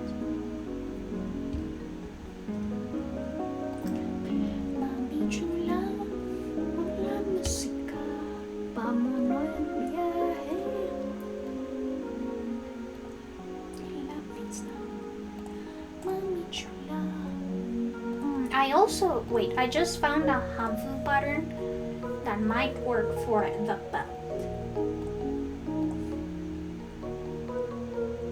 This is like mist and flowers mixed. Also look, he has a thingamajig that kind of looks like a pipe.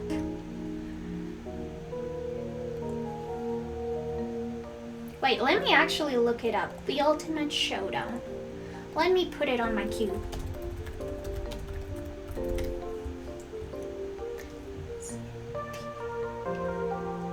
Okay.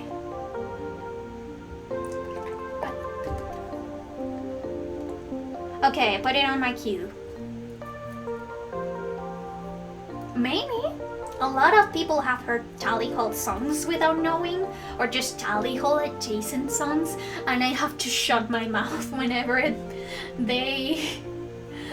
I listen to any snippet of any Tally Hall song on TikTok, because my guys, my boys, they were so underground before. I'm so glad that younger people have been able to listen to more Tally Hall songs, or just Tally Hall adjacent songs in general, because it's really, really rare to organically listen to a Tally Hall song, or at least it was, until TikTok started using some song snippets, especially when it comes to Joe Holy's solo album, Hawaii Part 2 Part 2, or just Joe Holy.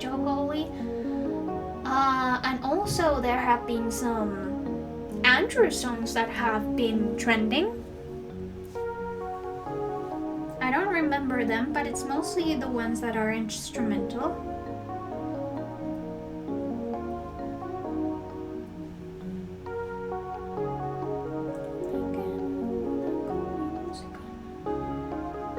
I used to sing along to these kinds of songs, the very vulgar ones, when I was little, without knowing, and my parents used to get really mad at me for doing so.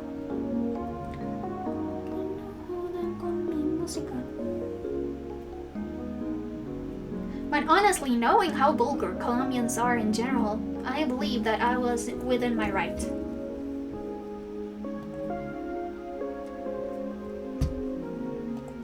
Oh, you got Tally Hall through your recommended by Spotify. That's great. Yeah, Tally Hall is like the thing. In fact, there are a lot of solo songs from the members of Tally Hall that have gone viral.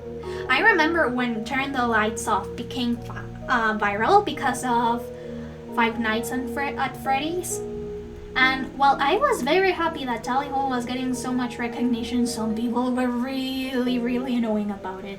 I'm sorry, Five Nights at Freddy fandom, I love you, but sometimes you were a little bit too, much. I'm so sorry.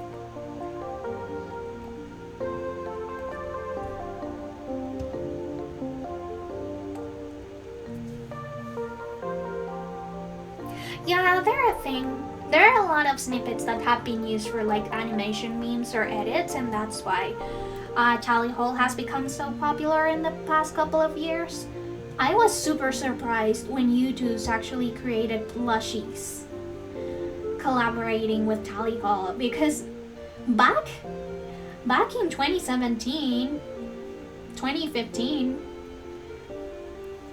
2018, it was really, really hard to find other fellow Tally Hall fans. So much so that I organically only met 2. But now there are so many people that know them. Tally Hall didn't do a thing with Five Nights at Freddy's, but there is the song called Turn the Lights Off, which has some lyrics that the FNAF fandom found that could fit the whole franchise, and they made a ton of edits and animation memes with them. And that's sort of like the first time a Tally Hall song, or Tally Hall adjacent song, became popular. By the way, I'm talking about Tally Hall adjacent because a lot of the members have done solo albums, and some of the songs from those solo albums also became viral in one way or another, like actual Cannibal Shia LaBeouf. Very good song, by the way. And it's also very funny just the different paths that the members have went through, because the bassist is now a doctor, like an actual medical doctor. The guitarist and secondary vocalist is now doing songs for Disney Junior. He has tons of albums full of lullabies. And now the pianist, well, of course, he is still doing music, but he's most well known for a music podcast in which he interviews various musicians, including some of his bandmates.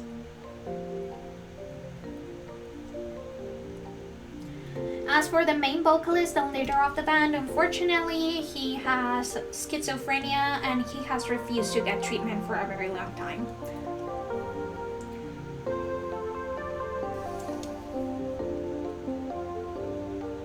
Okay, this looks good.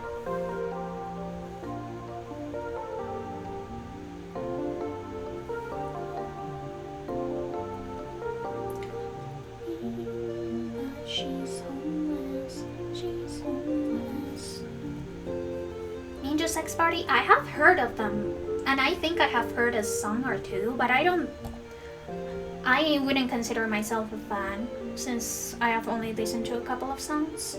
Maybe just the ones that have become viral.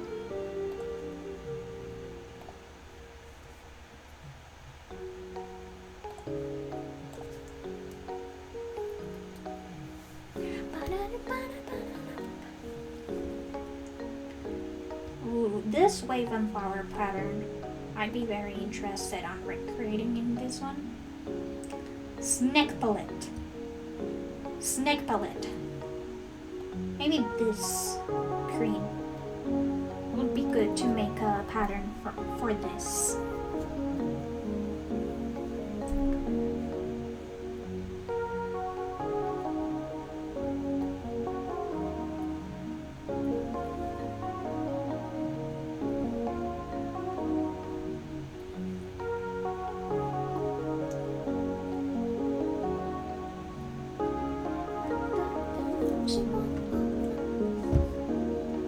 I just got something amazing in the mail.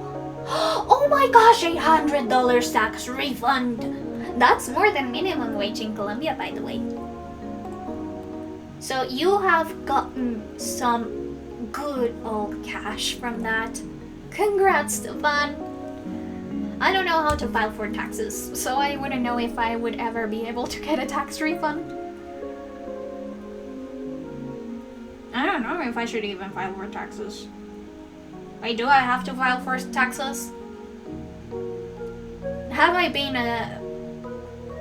evading taxes this whole time?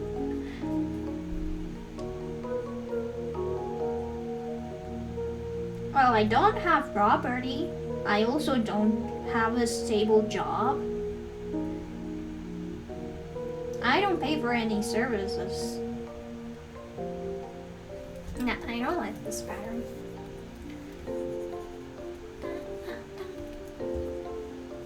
Ooh, there's a story for this. Care to share? If you want to. Only if you want to, of course.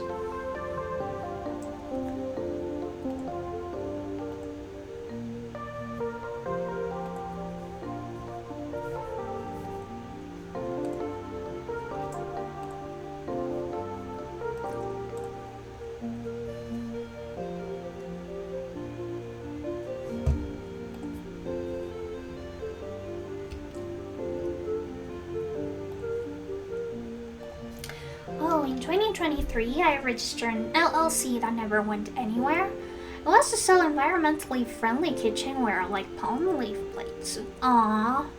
Well,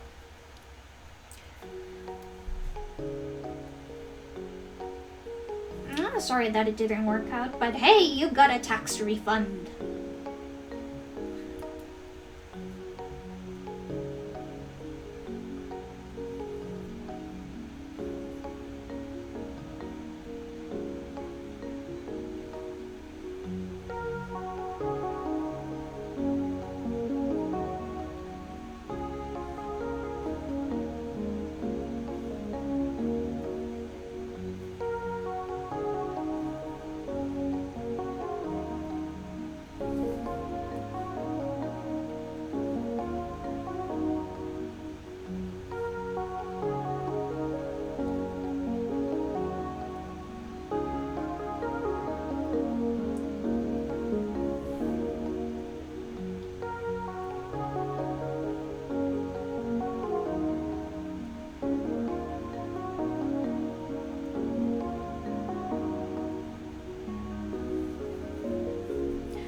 Oh, you also got interest.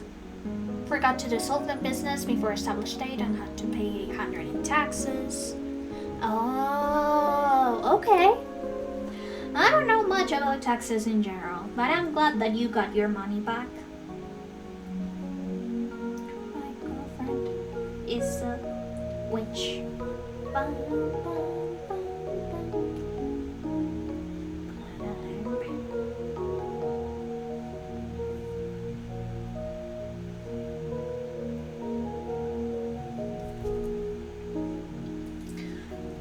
okay, this is supposed to look like snake scales. Let me now just add the base colors to see if I have to check or change any hues.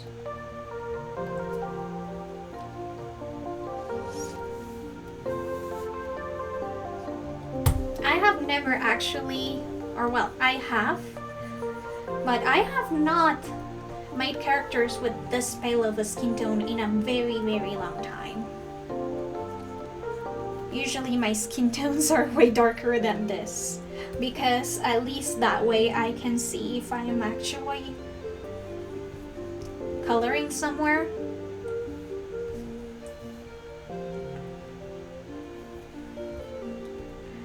My girlfriend is a witch. Bum, bum, bum, bum.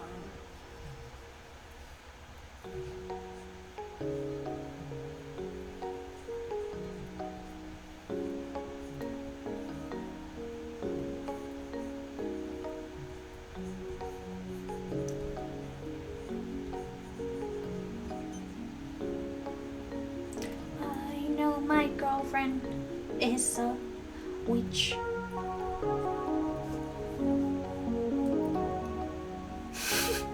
Right? He is so pale. Wait, what is the RGB? It's 255, 254, 245. Hey, you at least got one. But yeah, he is the definition of white.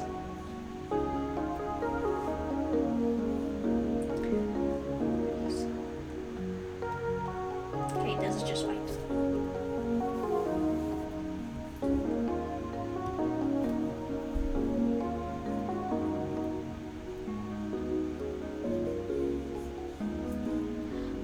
Let's go.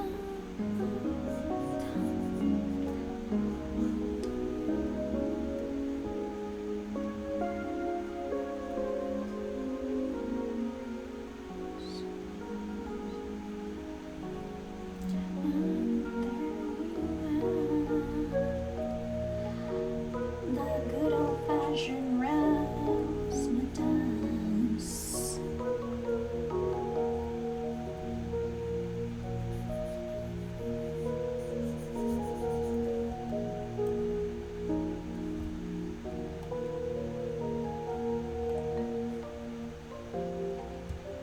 Snake, what color are you, Snake?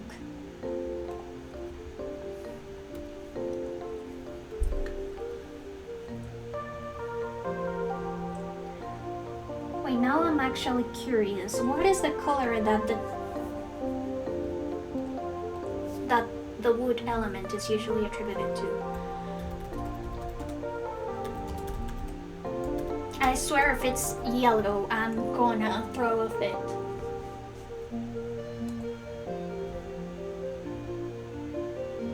Okay, wood is indeed blue.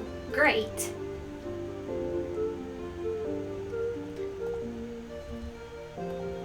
Or green. Earth is yellow. Okay, I'm good. 0255, yeah. So he is 255, 254, 245.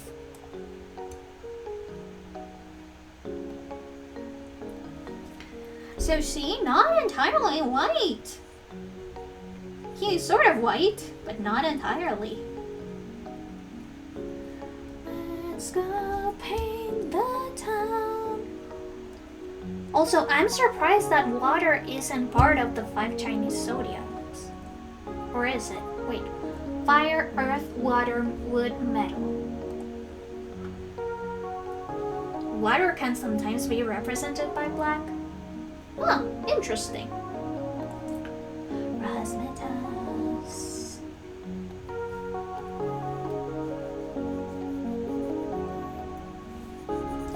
But okay, I was worried that I was going off a color palette that wouldn't work for wood, but it seems that I'm doing okay. I'm glad, because I would not be happy if I had to change the entire color palette.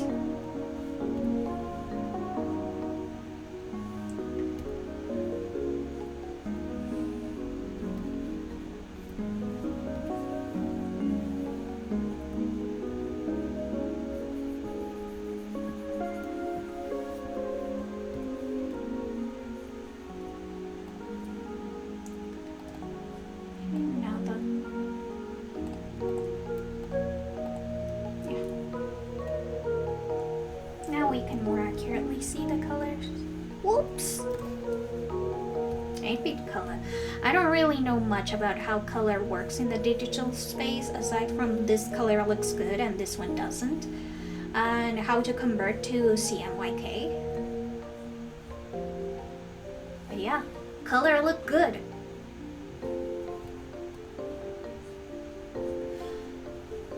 I think that the worst thing is that because I absolutely hate calibrating my colors. Every single time I get a new screen or anything of the sort, I have refused to actually learn how RGB works. Okay, I do want to add a little bit of gold.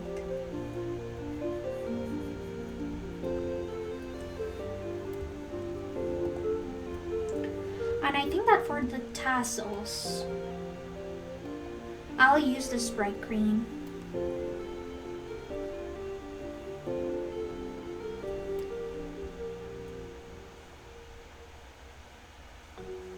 Since, you know, this pale gold is going to be used for the coin that's going to be put in here.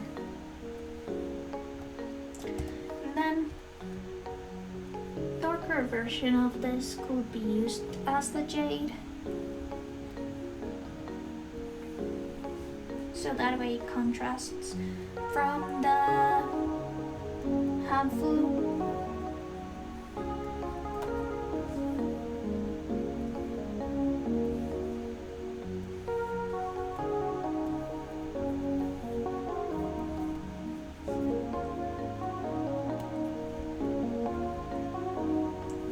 I will also need a wooden tone for the pipe. Maybe let's make it more grayish so that it fits with the palette better.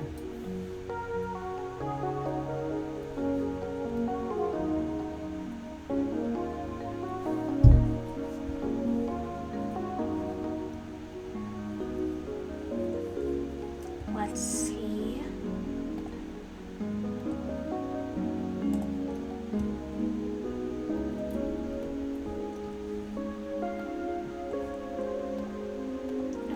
That you can have.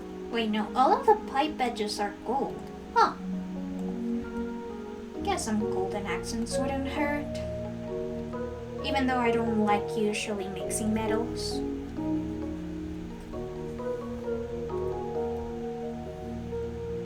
But this time I guess it's kind of required.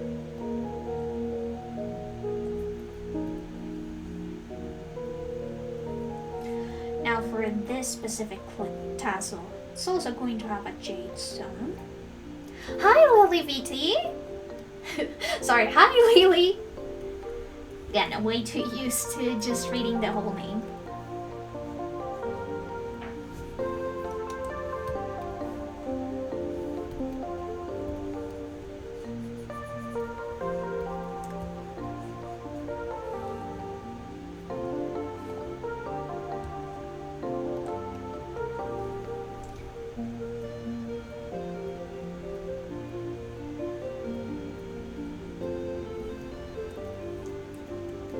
As for flowers, I don't know what color I should make the flowers. Maybe a white so that it just fits with the overall thing. I could explain, but it's very technical, and the subject lives in a weird intersection of statistics, psychology, physics, and typology. Ooh! That's actually pretty interesting.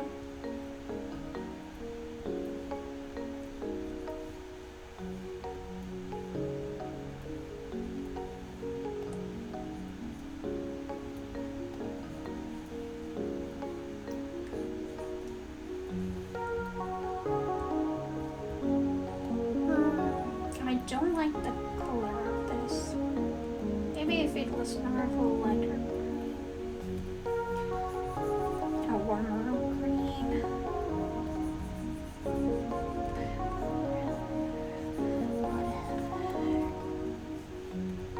Yeah, that's a way better accent actually. Then I could put this one in here.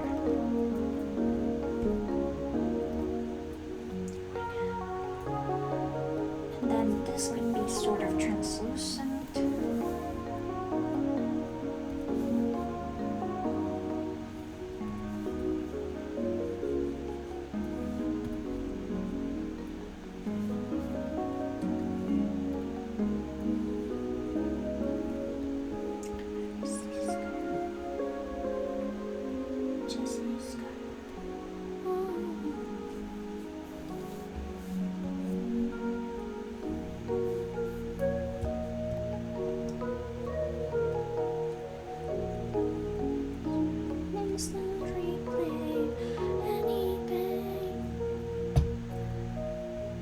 Oh yeah, eyes are definitely where all my problems start.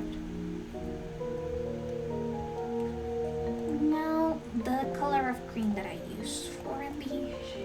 Ooh, that's a pretty green. Jessie, Jessie, take my hand. We could meet me in some land.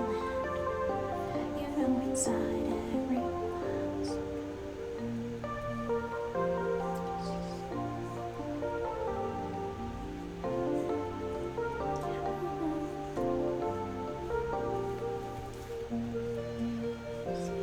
Every time I replay every single Blu-ray, yeah, till you call me baby, I'm just gonna replay every single Blu-ray. And separation can be scary. Now you see them, now you don't. I see.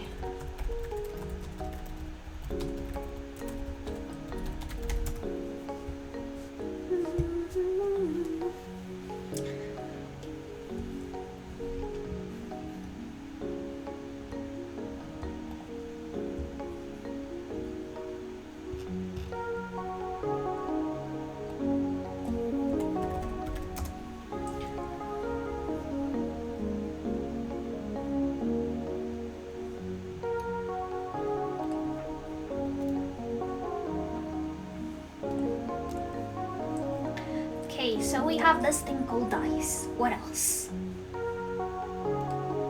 Oh, but wait, it's actually 8:05 p.m.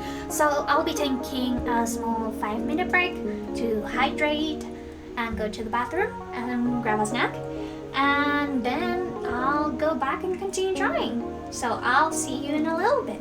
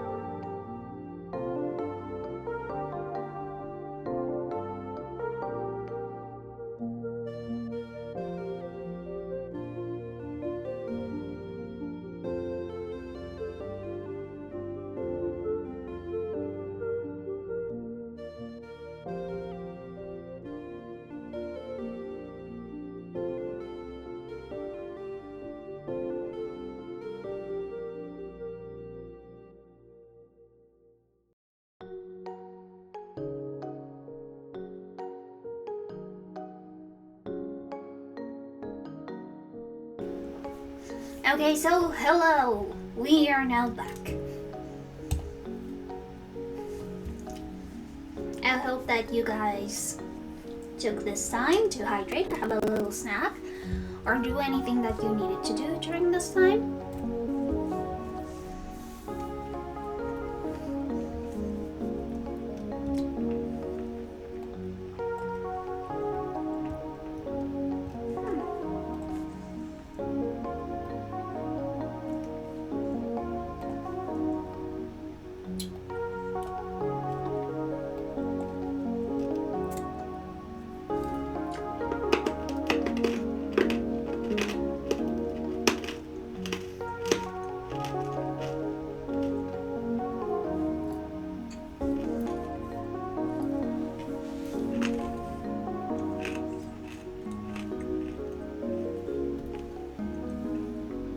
Sorry about the crunchy.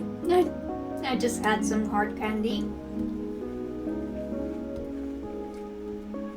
But anyways, so you were talking to us about the RGB spectrum, right?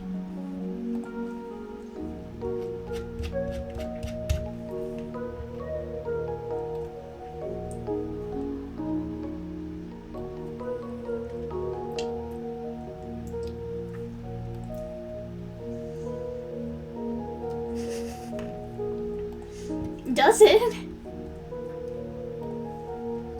Well, I was actually crunching on some hard candy. Funnily enough. Again, sorry about that.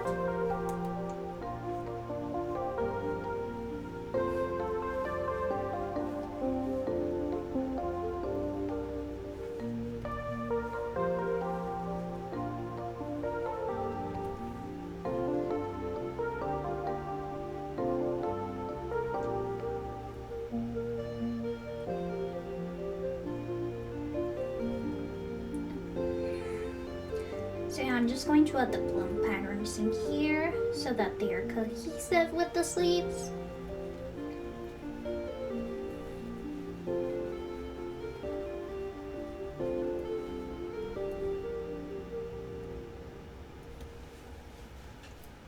Oh yeah, you were talking about light in general. Let's see. Oh yeah, 8-bit color. 8-bit color. Apparently, from what I can surmise from the chat history.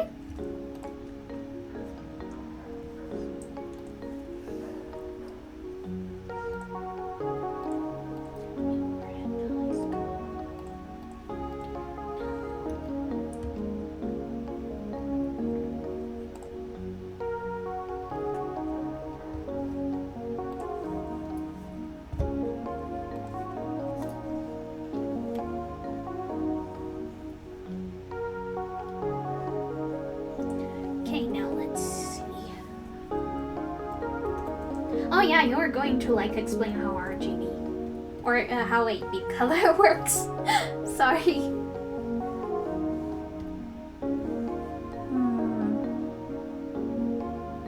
Again, really admire the people who make ink drawings or ink paintings in general, because I would not be able to do this confidently.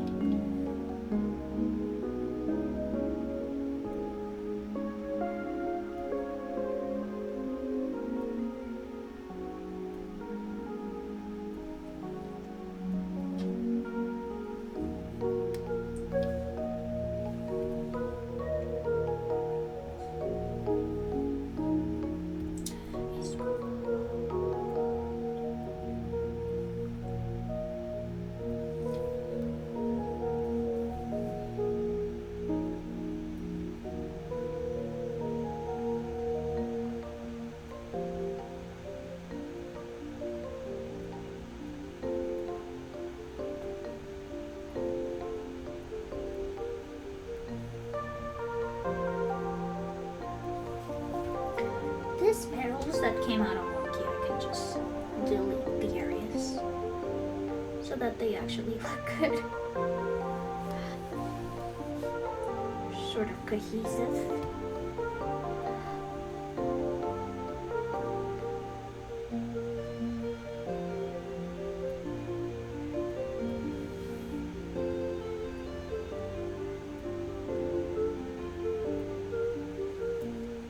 Oh, by the way, I forgot to take a picture of Frida's dinner. Oh, I would definitely appreciate a diatribe. I love learning about new stuff.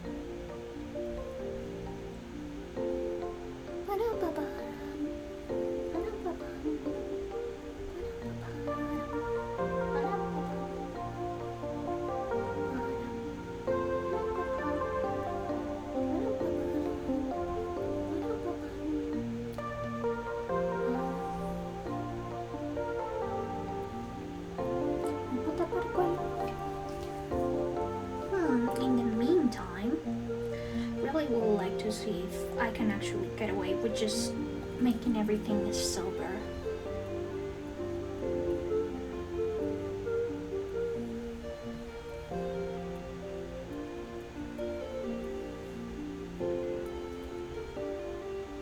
I think that it'll make things more cohesive. Just everything silver. Okay, so ice. I have them. Many people have them, indeed. Ice are a very common occurrence.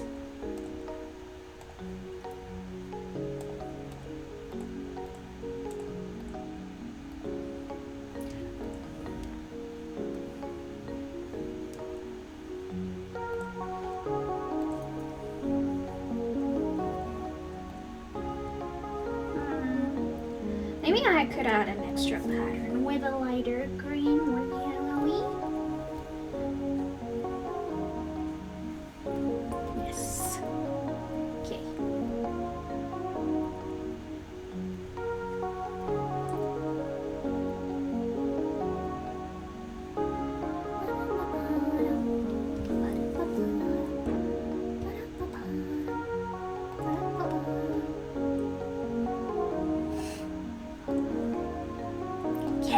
In the back of them you have the retina, and on the retina you have light sensitive cells. Okay.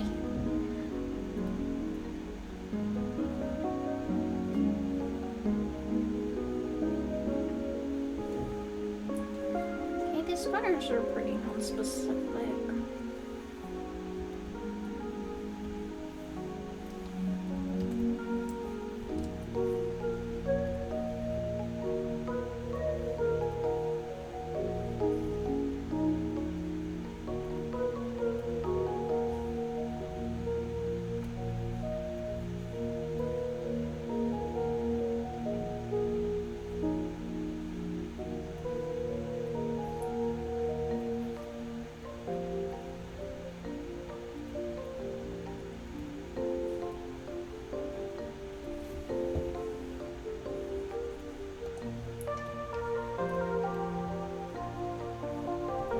it seems that these honeyful shoes are colored.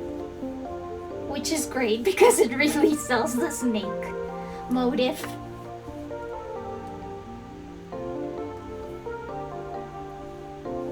Look, snake! Now it really is a snake. Snake shoes.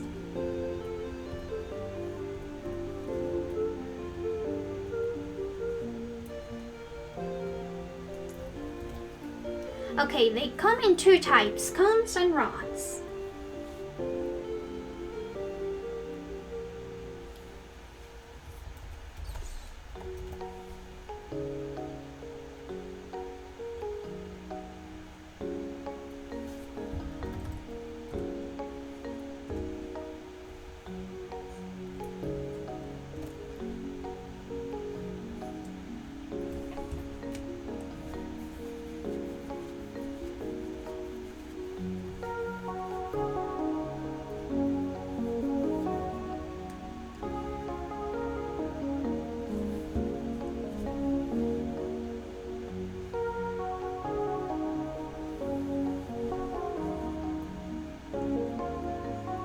Look at this! Snake shoes!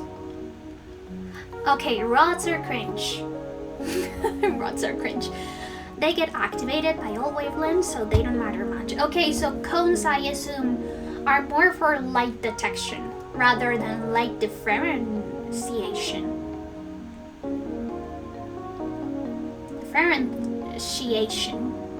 Differentiation.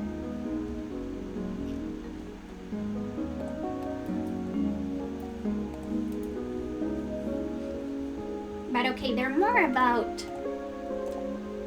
light than did I go too over the top with the snake shoes, by the way? I don't know, I like the snake shoes. They are charming.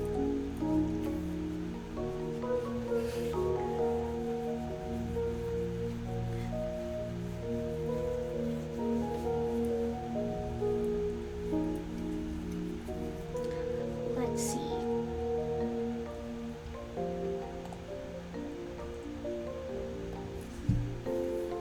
Maybe instead I could make these different color.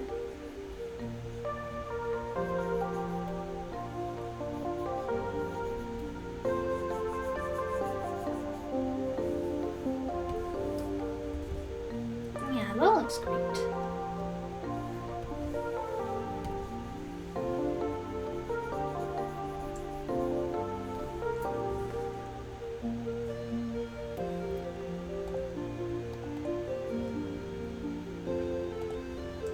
And for this one, we're also going to have the scales. Because again, this is supposed to be the snake shed.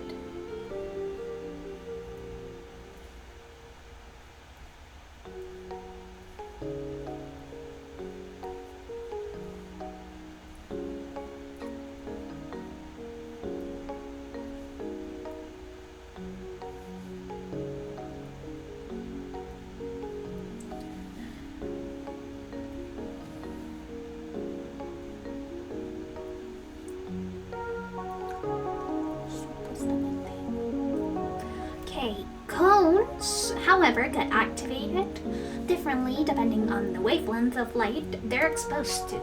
Cones mainly come in three types.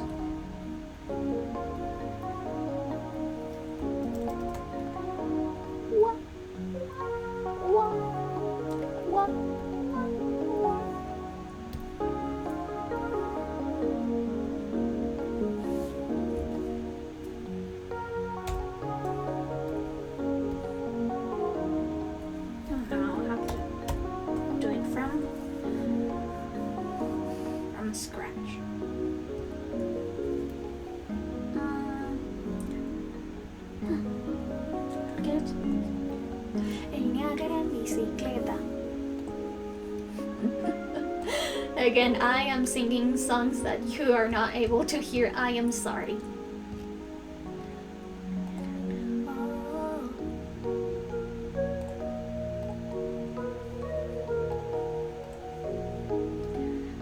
okay, that have 3 separate response patterns to light. Set cones.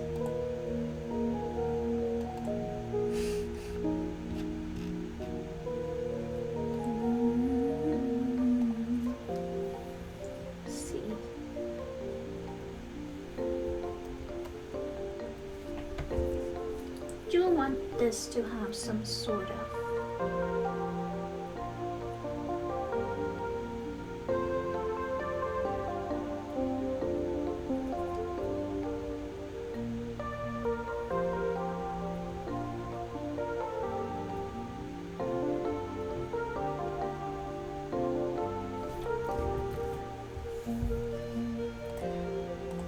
when you think of wood, what do you think about?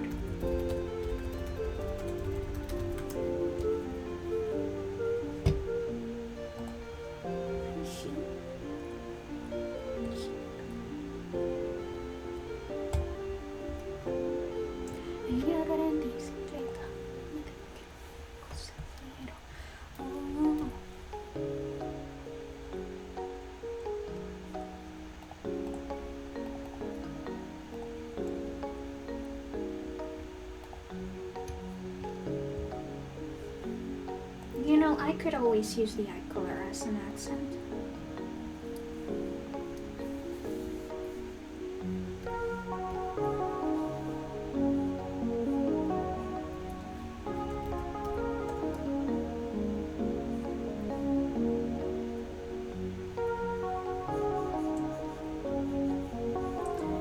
Yeah, let's use some of the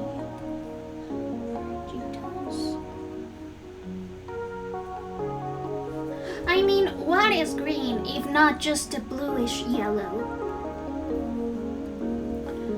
Now you'd hope that it was just so simple as to take the average of the response patterns for each one and that you'd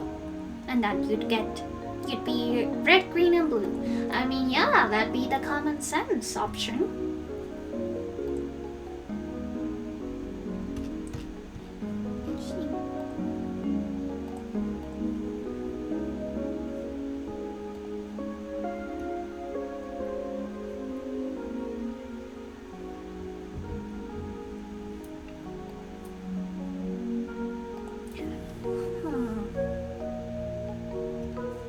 Maybe a lighter yellow. Not truly deep orange, but rather a lighter yellow. Eh? Ah.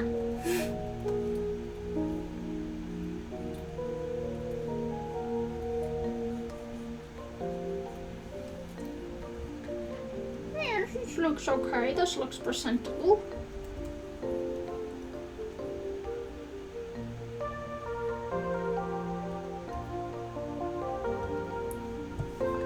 Okay, but no, it's not. Huh.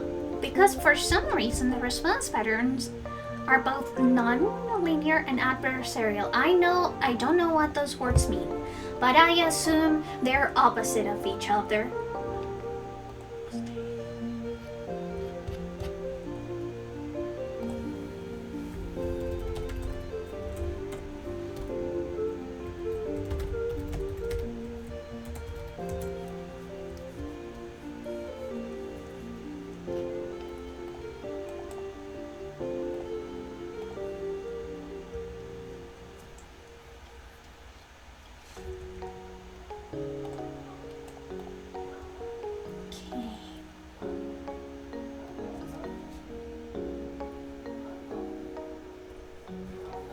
See, how about this one? Yellow? No, too yellow.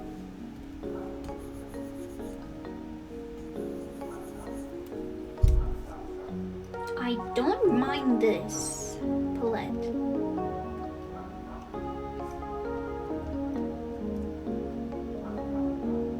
And I could use this for the gold color as well. If I were to add gold. But I think that I eventually have to, unfortunately. So to break up the color palette a little bit. Unfortunately, we had to add. So now a good way to see if your color palette is cohesive is to hide the liner for a little bit. Okay, so it's no liner because doubling the amount of the light doesn't appear twice as bright. Oh.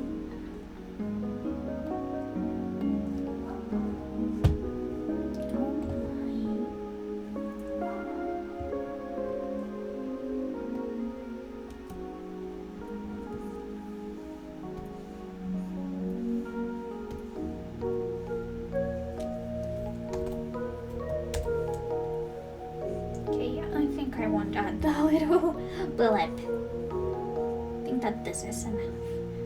And instead, I'll give him some red eye makeup.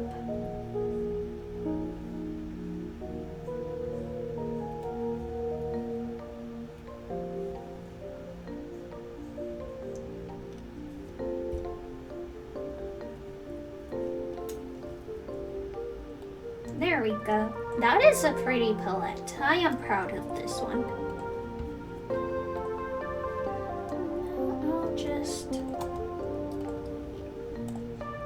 This, and I can start with the line art.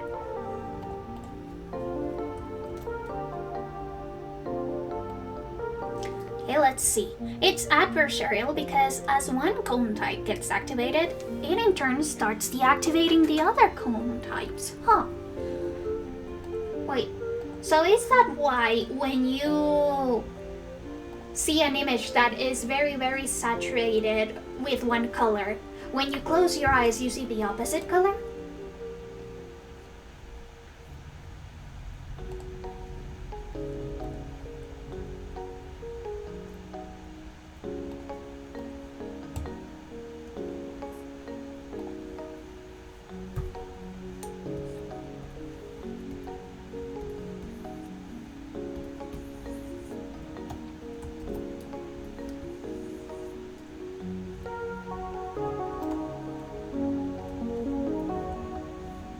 Definitely a ton is better.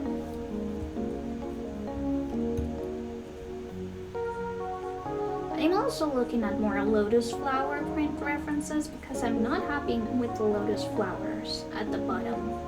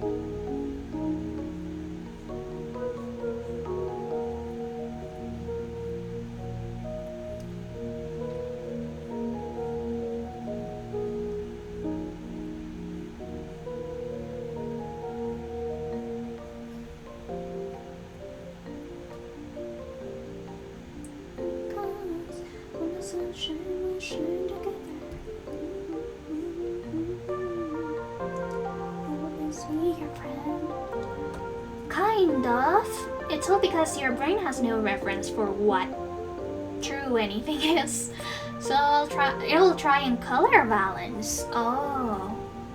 Based on what it's seeing currently.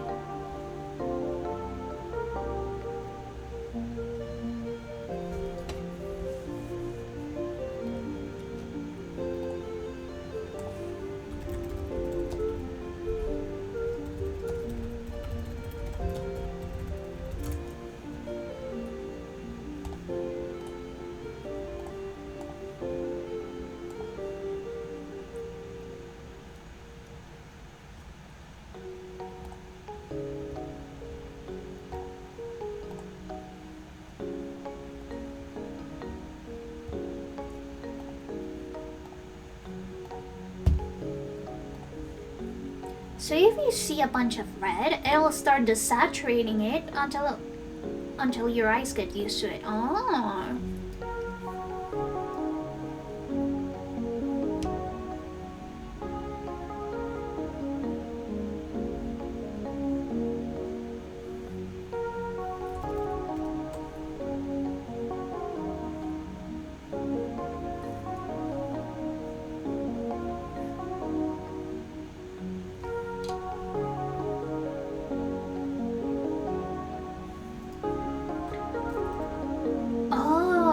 after a while, for surgeons, flesh and blood starts looking the same. That doesn't sound very good, actually.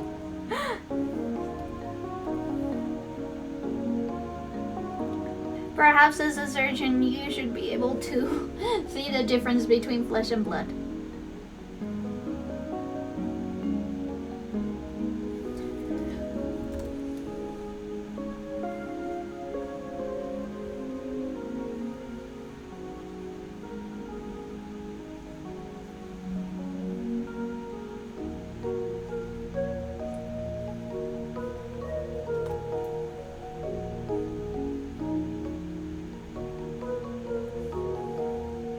Though that is very interesting.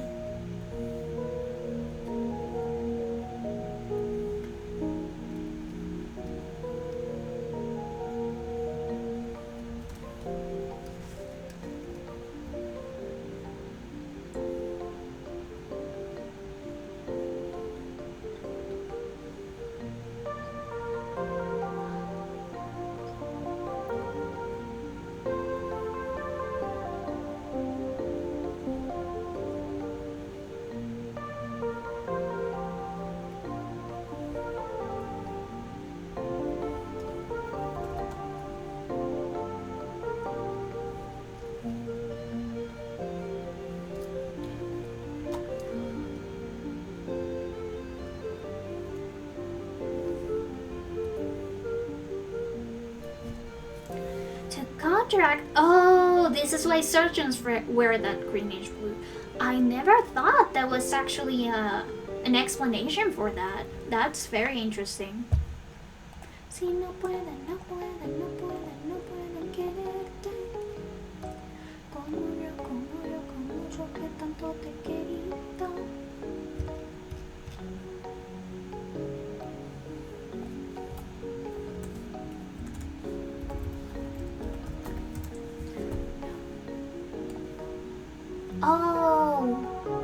Oh yeah, to contrast. Yeah, because it's the absolute opposite. At least sort of. Kind of. I don't know. I trust your judgment and your knowledge about color.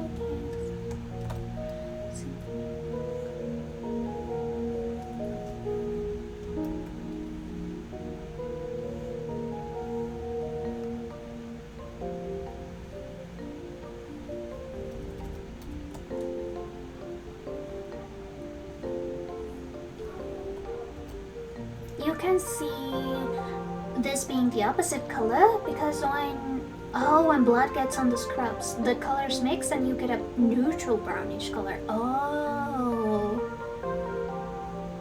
Well, since I have never seen blood in scrubs, I wouldn't be able to know. But that is very interesting.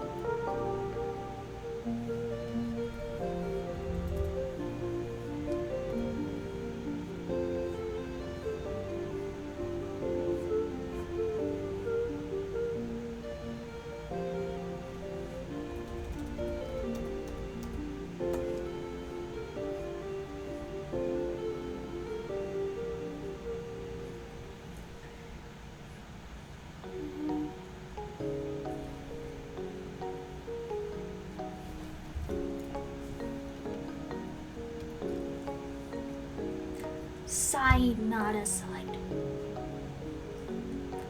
Wait, colors mix. Where is the side? I don't see where the yes side was, sorry.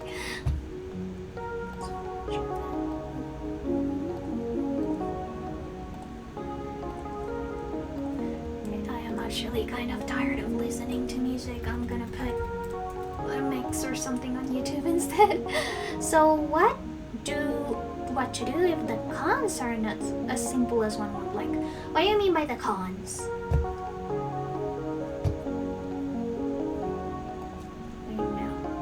Carology. No, I don't want that. Oh, cones! Cones. The cones. I don't know. Maybe the cones should be simpler so that we understand them better. You know, just in case.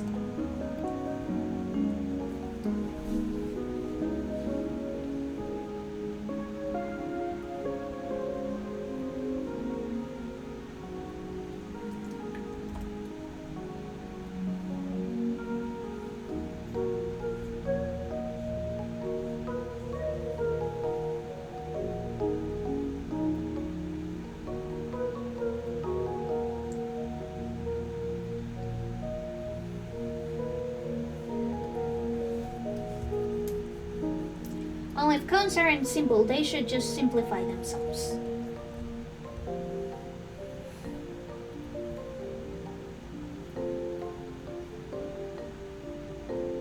Let's see, how do they look? That looks good.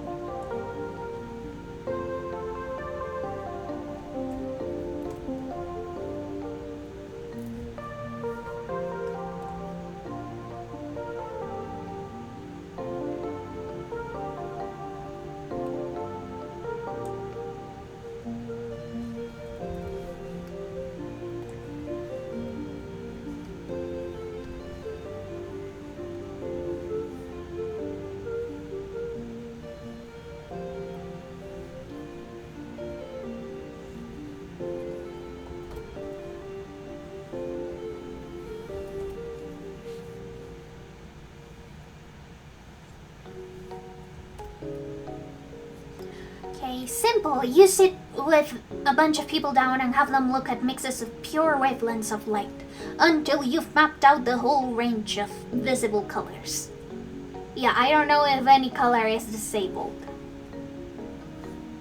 But that'd be weird if they were.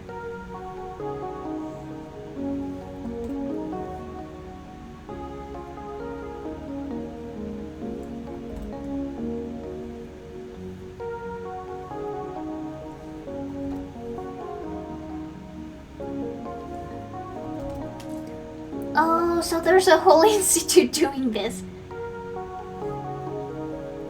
And how much do they pay if you become a guinea pig of them? Just wondering.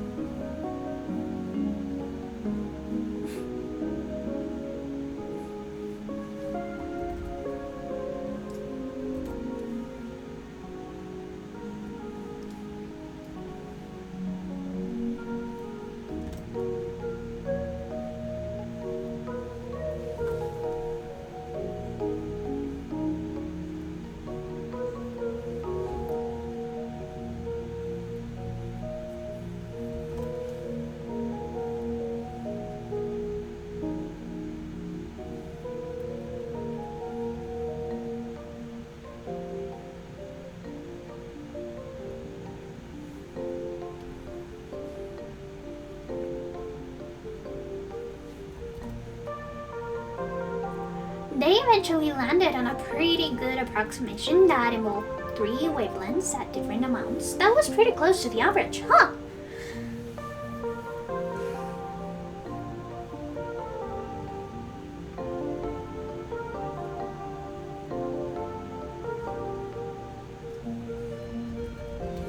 Okay, let's see.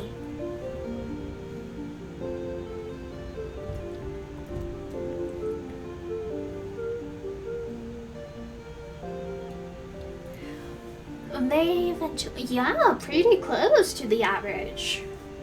Honestly, that's cool.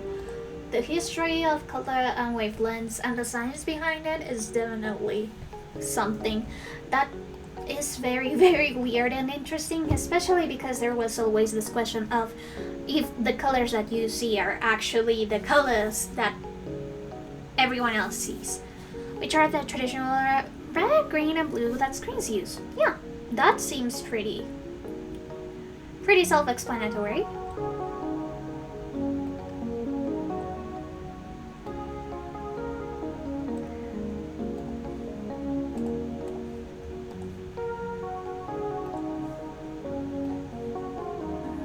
Honestly, lighting is one of my least favorite activities of all. I don't know which one I hate the most. Doing flats or lining. By the way, when we say flats, it means adding the base colors to the finished line art. Not like actually choosing a palette. Choosing a palette can be fun.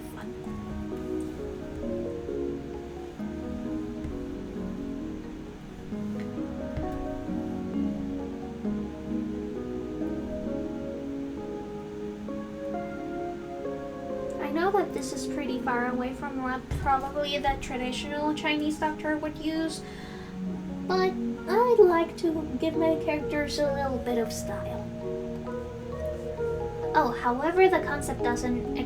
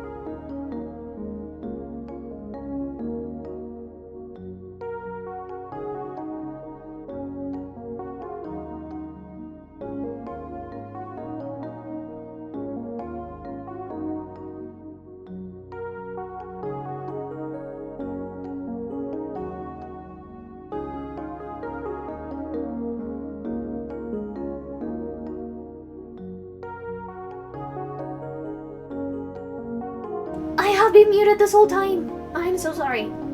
Yes, indeed. I was muted. I am so sorry. Yeah, that is interesting.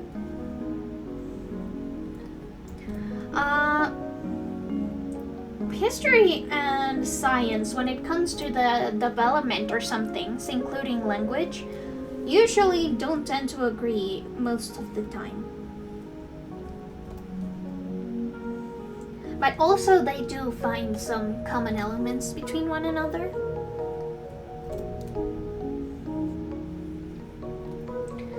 So for example, the first two colors that I'll always named in all languages possible is white and black. No, I was muted! No, because my PNG tuber moved, I thought that I was actually talking.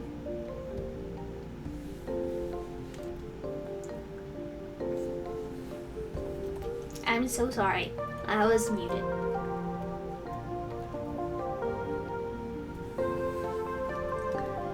Also, I was saying that line art is probably my least favorite part of the art process.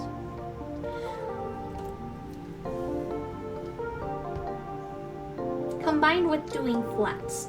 And flats, that does not mean like actually choosing the colors, but instead taking this palette and adding it to the line art. So instead of you having fun with colors, you have to be very exact on where the colors are being placed. So it's not as fun as creating a palette. Those are my two least favorite things to do. Flats and line art. And unfortunately, we're in one of these areas. I don't know for how long I'll stream, but maybe I'll stream up until this, at least this front part of the Adoptable is finished, because I also need to do a back. And create a version where he doesn't have the rope, so that you can see the patterns better. Yeah, I didn't realize I was muted because I didn't have OBS on my tab. I was actually checking out at the stream info, the stream manager. That's what it's called in English, right? Yeah.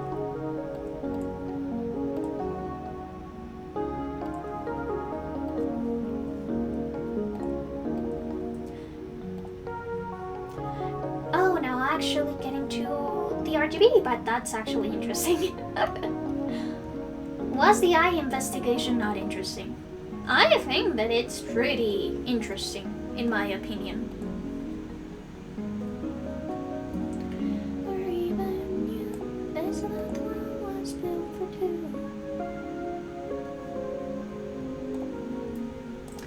Honestly, so far, you are doing great with keeping me entertained while I draw.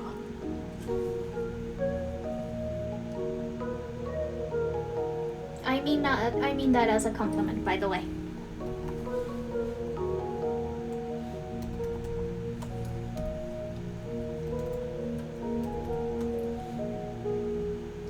Oh, these tiny little flowers.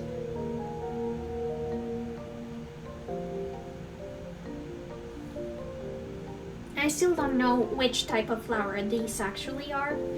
I just know that I wanted to add flowers because they're cute. Sometimes character design is one part actually investigating and looking for resources so that the design is accurate to the theme that you're making. And then there's the other side in which it's, oh, adding flowers to hair is pretty. Let's add flowers to hair.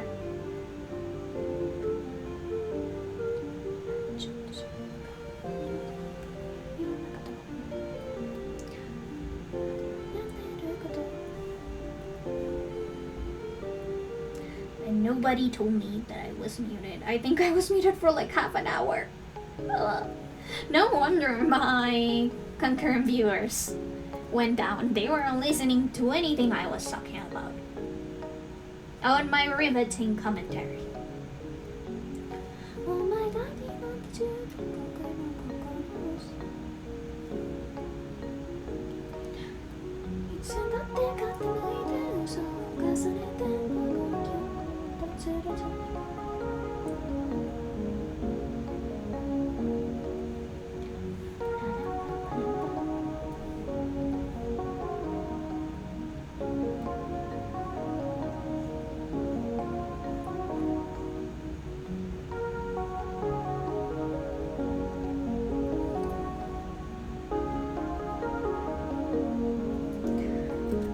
Tassel. Oh, okay. Your screen has this little individual RGB lights for every pixel. For sake of example, imagine that tiny lights can be only on and off. Yeah, I know that because that's binary code. So 0 means off, 1 means on.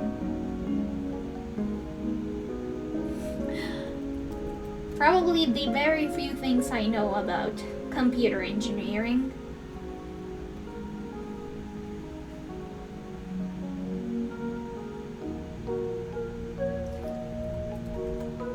Another thing that I'd really like to learn about computer engineering is those animated chat overlays that some people sell. They look really, really pretty, and I'd like to create my own version. But I know that's with the stream elements, and I am absolute shit at stream elements.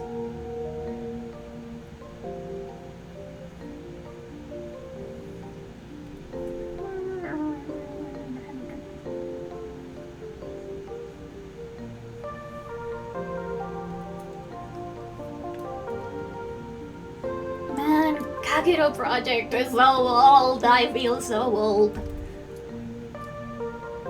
I love the series, but to be honest, I hated the anime. It started so good. It started so well. But eventually, I don't know. It felt like they ended up all over the place. They just rushed a lot of plot points of the manga. Also, I like the manga art style way better.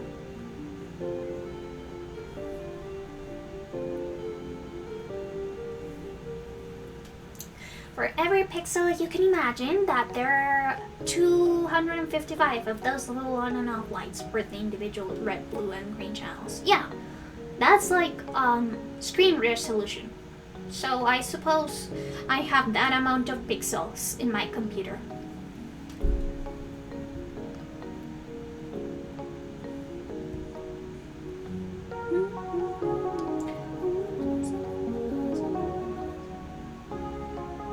Shoot, I should probably try and buy all of the upgrades that I want for my computer before the US tariffs start coming in. Because as far as I know, the parts that I need are the US. Oh, that's the color resolution. Huh. I've got you placed.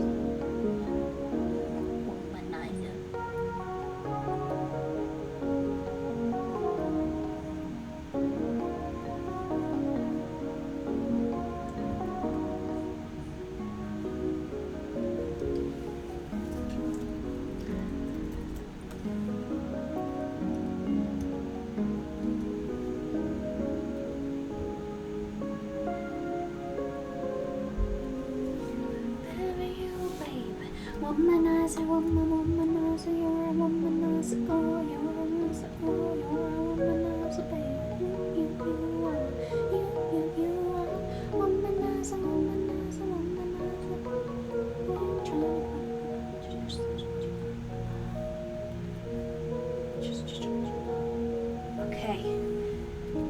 This hand, I don't know what I was thinking of this. So let me just gather up. Just catch up more or less what I want. I only need 3 fingers to complete the 5, so. And I sure will love it if I knew how to draw hands. That would be very convenient for me.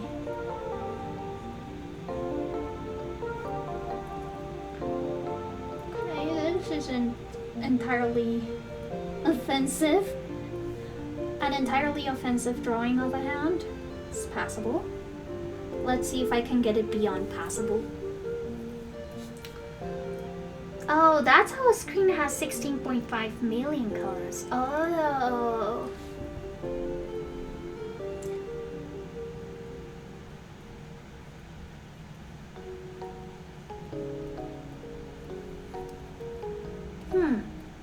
Wait, so screen resolution is just color resolution, so that's not the amount of pixels that I have in my computer.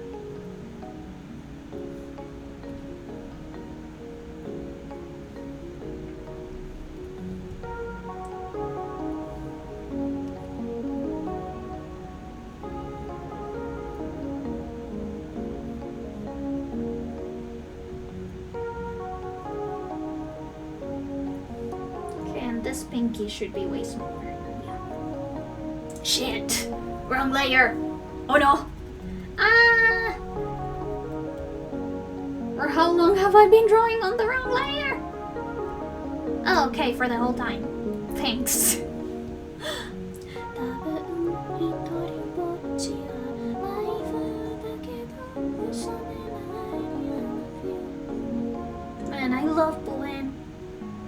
good thing about Bowen is that I can play his songs without the fear of getting silenced or to get a copyright strike. Because Bowen is pretty chill with people using his songs for streaming and such. Be like Bowen. Did you know you were the apple of my eye when I was 17 years old? But now I know I got something to say to you. I'll fall in love again. Baby, do you even have the guts to say?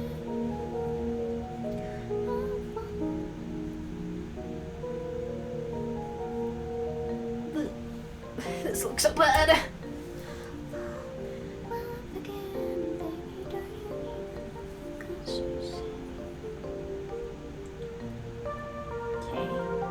So this is the pinky.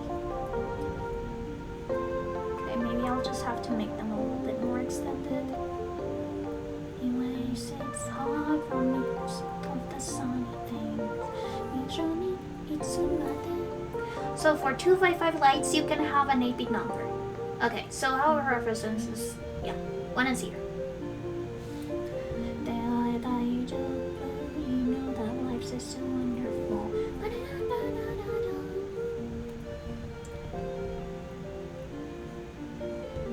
You know, it'd be easier if I just caved in and took a photo of myself holding my glasses to see how this works. But I am too lazy for that. So let's actually brute force this.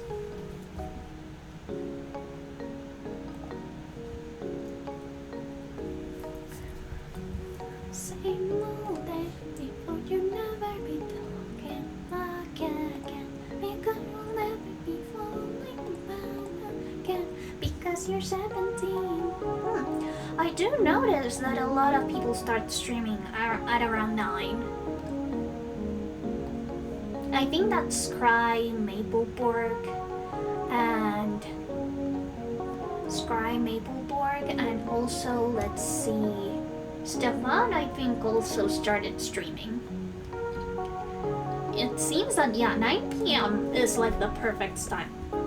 The time where most streamers go live. Interesting. I do follow some streamers, though, that live in different countries, and as such, usually start streaming super early in the morning. Oh, so RGB 0, 40, 80 means 0 red lights, then 40 green lights on, and 80 blue lights on. Yeah, I think that's something that I know. But then how many pixels do you know there is on a screen?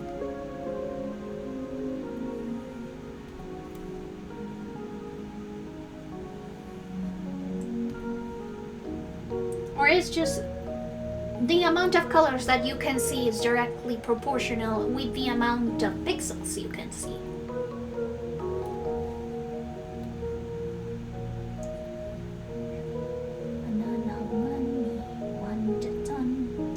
Give me double and a bonus one. Give me more for all my friends. This banana flow will never end. Do you want a banana? Peel it down to go. Do you want a banana? This banana for you. Tonight we dance around the plane. Then we get to play the spirit game. Spirit names we shout out loud. Shake the spirit cloud. All the songbirds sing the tree. Okay, this looks so bad. Then we see them in the night. Spirits jumping by the firelight. Do you want a banana? Peel it down and go. Do you want a banana? This banana for you.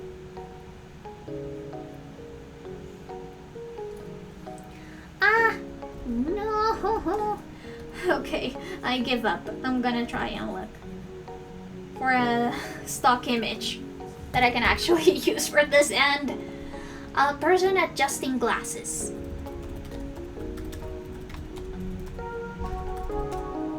Person adjusting glasses, stock picture. Always stock picture.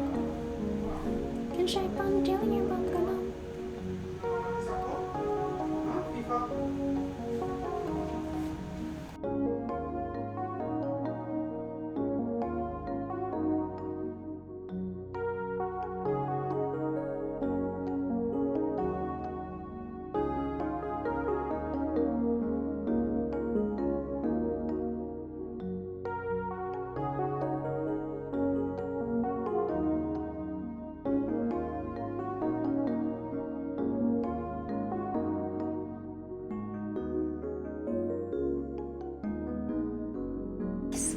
Oh, pixel resolution is as it says on the tin. It's the amount of squares. Oh, okay.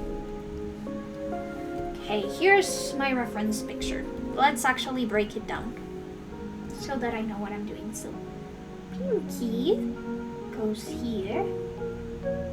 Thumb goes here.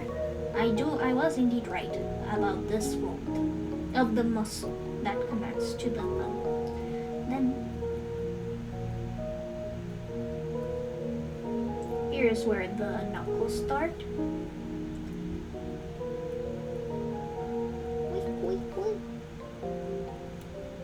This is more hand because the knuckles start almost like diagonal. And then you have a triangle here. This is a totally legit way of learning, by the way. So this means that I was correct. I just need to get this a little bit closer. And a little bit lower, like this. Because not that much hand should be showing. Or well, not that much knuckle.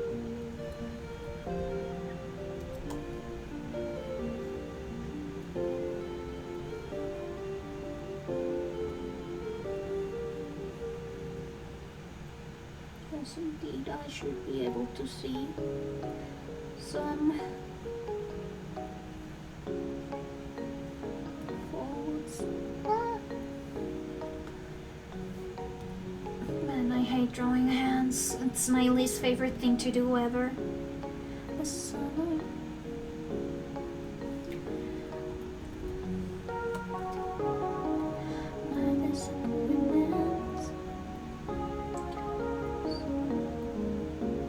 You know what's the funny thing about this song? Elton John only agreed to actually do a collab with Gorillaz if he was drawn in the Gorillaz style instead of being a live action performance like how they do with most of their collab artists.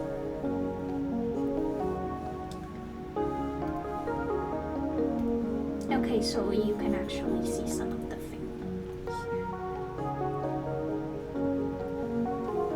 Yeah, I should just... Here.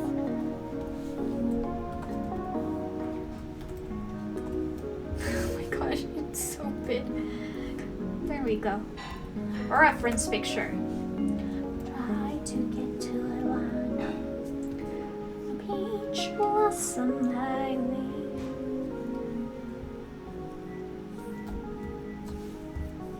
It's hard to actually have the fingers follow the reference picture without them looking like they're actually breaking.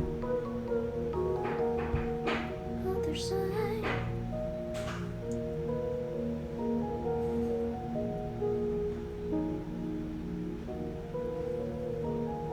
Also make them adapt to your style so that they don't look weird.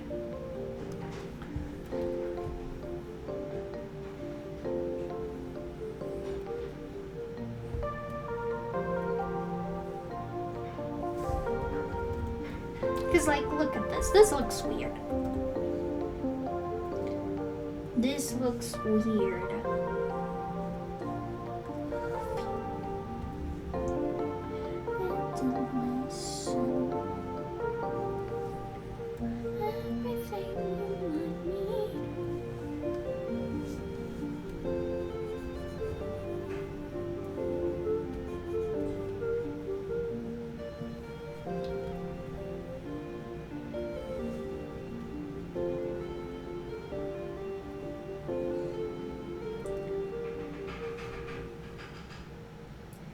Maybe it's because it isn't the exact position. Maybe I'm just being too picky about it. I don't know. Drawing hands is hard, everyone. Shocking news.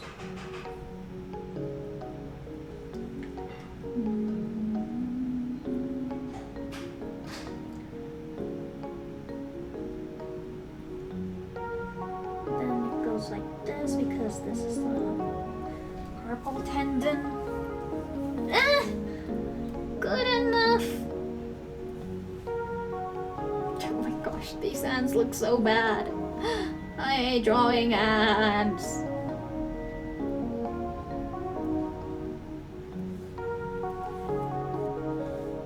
By the way, do you think that a snake would have pointed nails? I think that a snail will have long pointed nails. Oh, that's why fonts have those weird colored edges. When you zoom in or scale them, split off of subpixels doesn't matter unless you're making fonts. Oh, interesting. Wait, let me check with my handwriting font. Hello.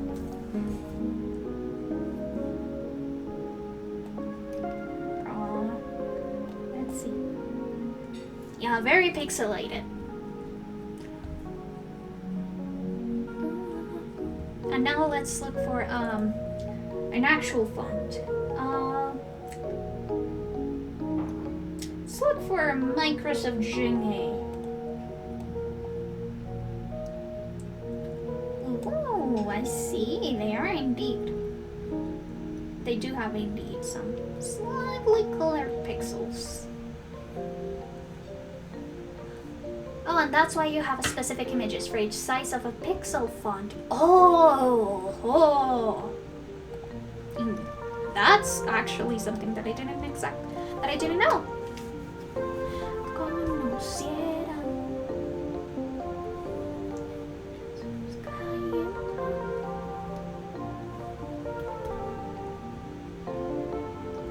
Yo te diré lo que debemos hacer. Vámonos a escondidas, nena. Okay, I think I sort of fix up the hands. Yes, the hands. Gosh, these hands are going to kill me. Oh, taking a screenshot for MS Paint UI. Let me see. MS Paint.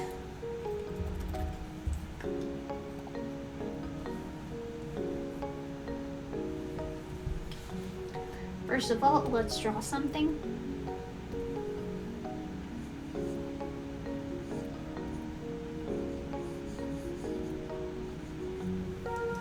There we go, my hello. And then let's put up something like also hello.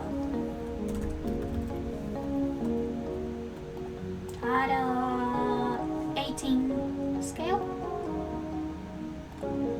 Je te diré lo que podemos hacer. More. 72. There we go. Okay.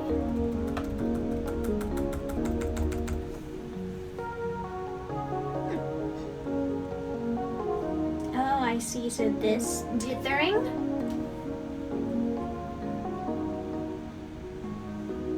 Oh, like the literal UI? Huh, wait.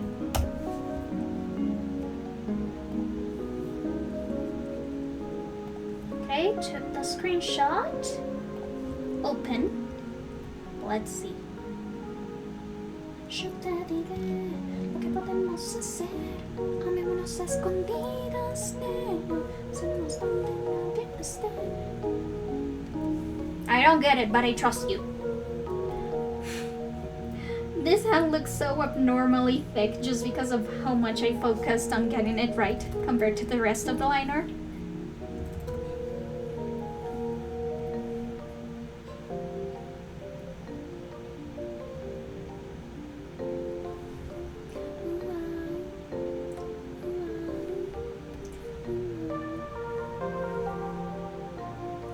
Anyways, do you think that the snake person should have long nails?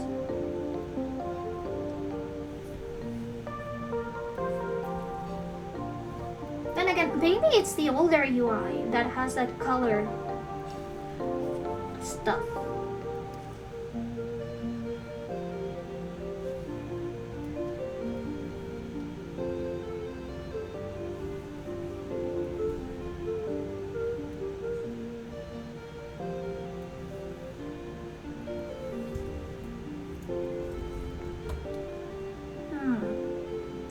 I'm a little bit scared of those long nails being so close to the eye, to be honest. But But maybe this snake person likes to live on the edge.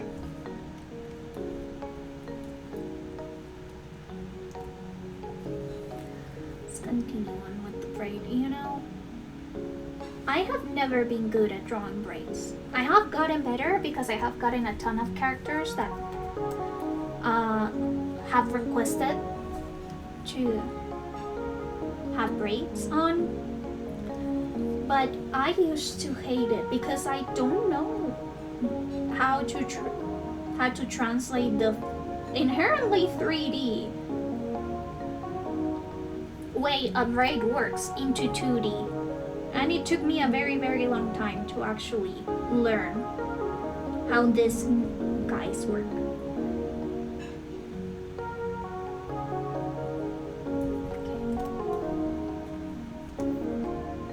I tried all of the tutorials that I could find on braids, but I ended up just sort of brute forcing myself into learning by just drawing a ton of braids until I felt satisfied with them.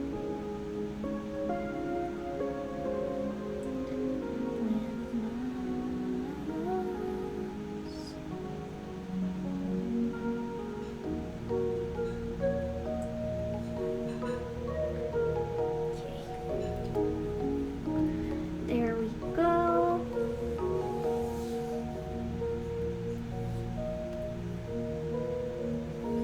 And we've got a beautiful snake braid. Usually when I do character designs for my actual characters, I try to think of the physics of an object, unless there is some kind of paranormal explanation for it. But I do really like the suspension of disbelief I can get when it comes to actually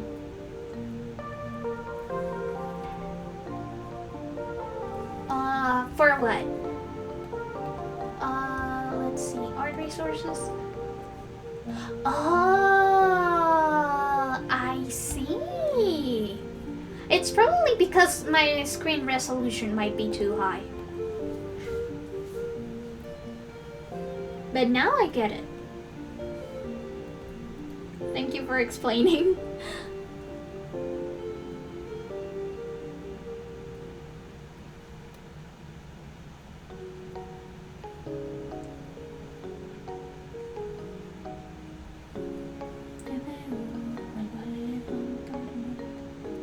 So for the flowers in the snake, I actually was thinking that they could be actually carved into the metal accessory, sort of like race details.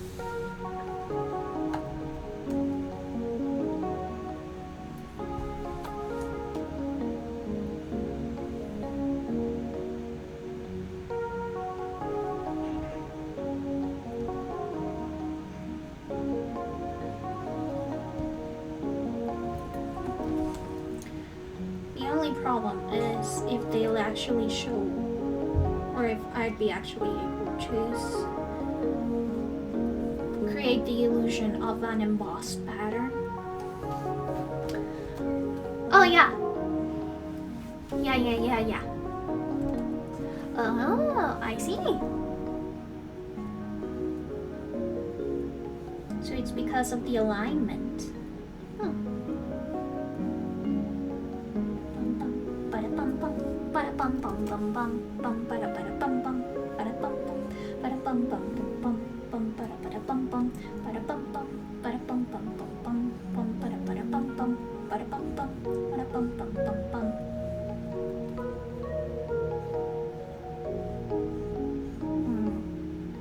Oh, okay, so this one I drew it completely wrong.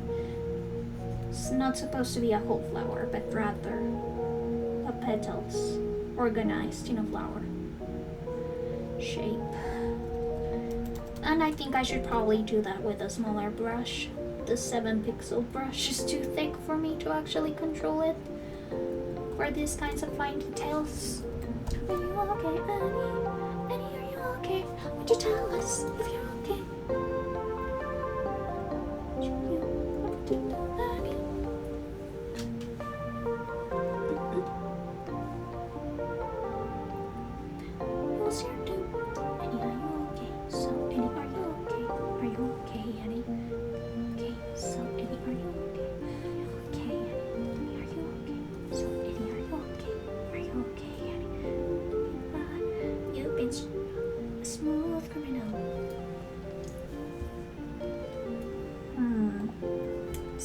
this snake looks cute. Maybe to actually sell the emboss thing, I could do this.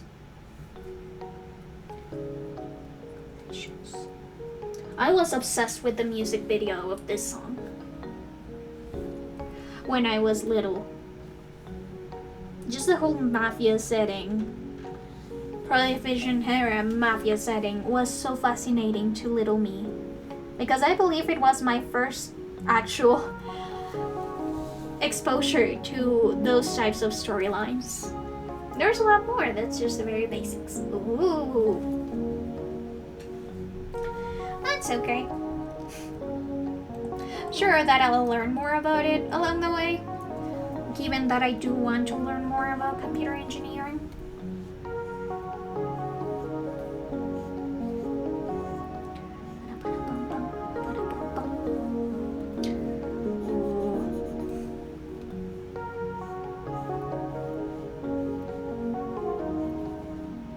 Yeah, I think Smooth Criminal was the first time that I was actually exposed to 1920s aesthetic, and I fell in love with it immediately. The 1920s was an era that I was obsessed with when I was little. Mostly just the aesthetics, not much about the history.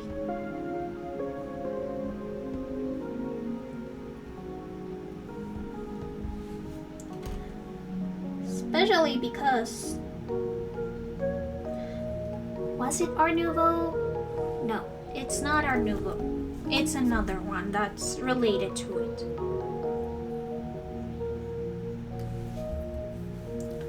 Yeah, this snake accessory I really do like. I don't know how this character would be able to put it on, but I'm sure that there are ways that these kinds of accessories can be worn. I just don't know enough about long hair accessories since I always keep my hair neatly cut into a bob. Oh, okay. Thank you for that. I'll be sure to check that once I'm done with stream. That doesn't look too good. Let's see. There we go. That looks way better.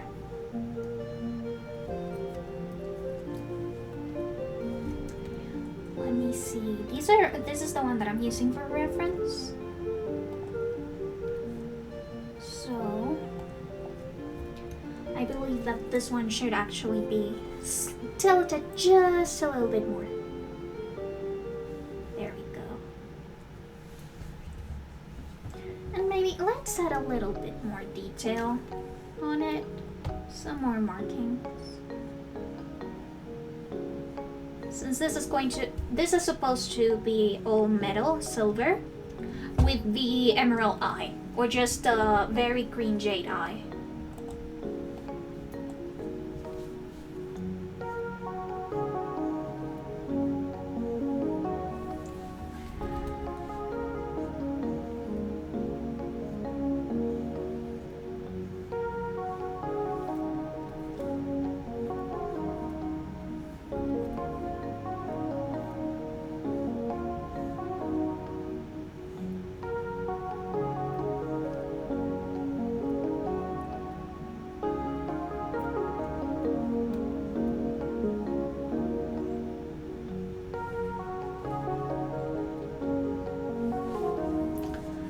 Like any other color vehicles, just more as intended.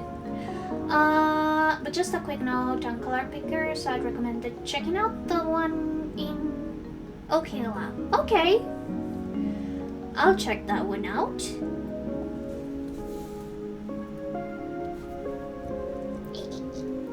Long nails.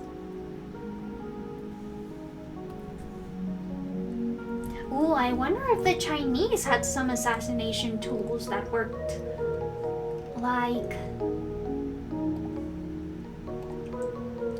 like hidden poison vials.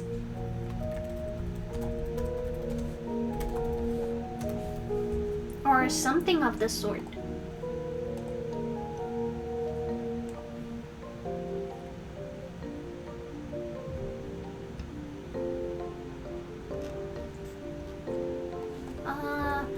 Hidden poison.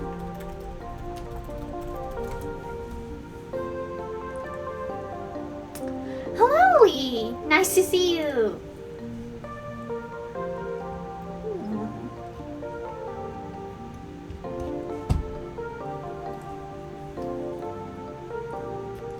Oh yeah, right! It's Chinese New Year for y'all today, right? Since you are almost like 12 hours ahead of me? I hope you have fun during Chinese New Year. It's still the 27th for me, so I'm sort of a little bit early in my country for Chinese New Year. That's why I wanted to get this character done. Because I knew that Chinese New Year technically started a little bit earlier. Yeah, tomorrow. Wait, this year's Chinese New Year, wasn't it on the 28th? I thought it was on the 28th.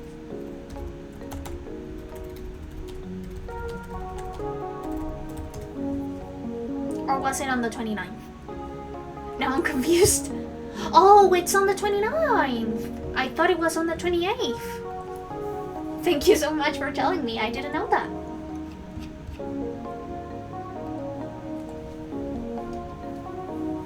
Okay, but that's great.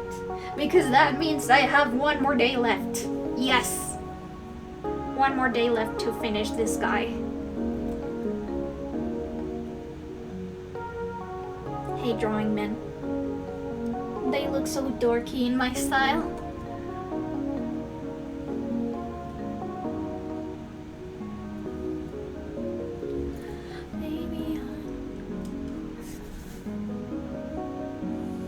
Oh, by the way, are there any Indonesian exclusive traditions for Chinese New Year? Oh yeah, it would be cute to draw something. I mean, you shouldn't pressure yourself since you are actually celebrating it and have to do all the preparations celebrating it. You could probably get away with posting it or doing it a couple of days later and just saying that you were busy with Chinese New Year planning. I think that my Merry Christmas drawing or my Christmas PFP, I actually published it. Oh, you're Chinese Indonesian.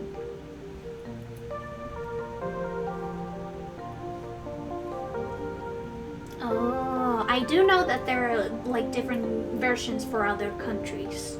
I think Vietnam has its own version of Chinese New Year.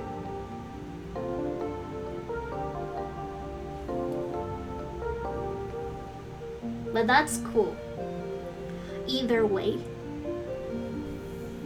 And since it's such an important celebration, I'm sure people wouldn't mind if you posted your stuff at a later date, especially since usually people take big holidays as... Oh, Indonesians just go along and wear red and are encouraged to eat something sweet. Aw, that's nice. That is really, really nice. In Colombia, we start our Christmas celebrations, which is kind of like the biggest celebration we have here, starting December 7th. So the whole month is pretty busy. It's a pretty busy time for me. Because there are a ton of either religious or just traditional cultural celebrations that almost the entire country takes a part in. Oh, by the way. Oh, thank you so much. I hope to eat something sweet. Also, since you are here, you can actually see the full sketched out design of the Adoptable. Ta-da! Look, he has snake shoes.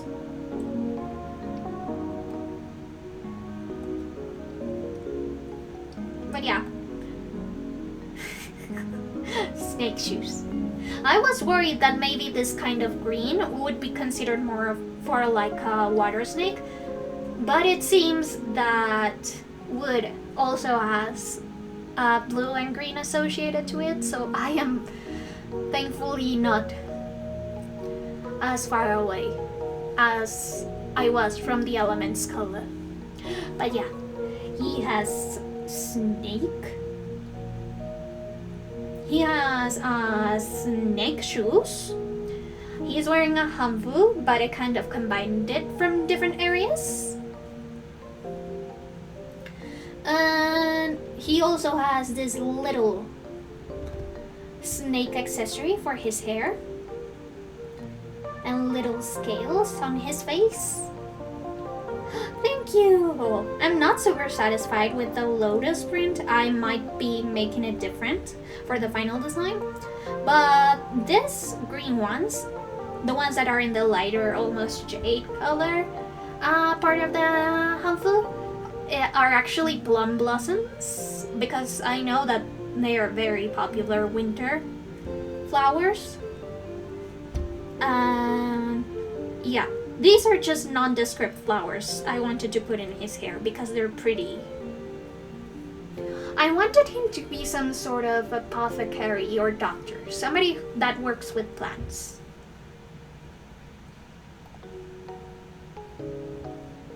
But I haven't seen like what are the traditional sort of vials that they use so that I could add as accessories.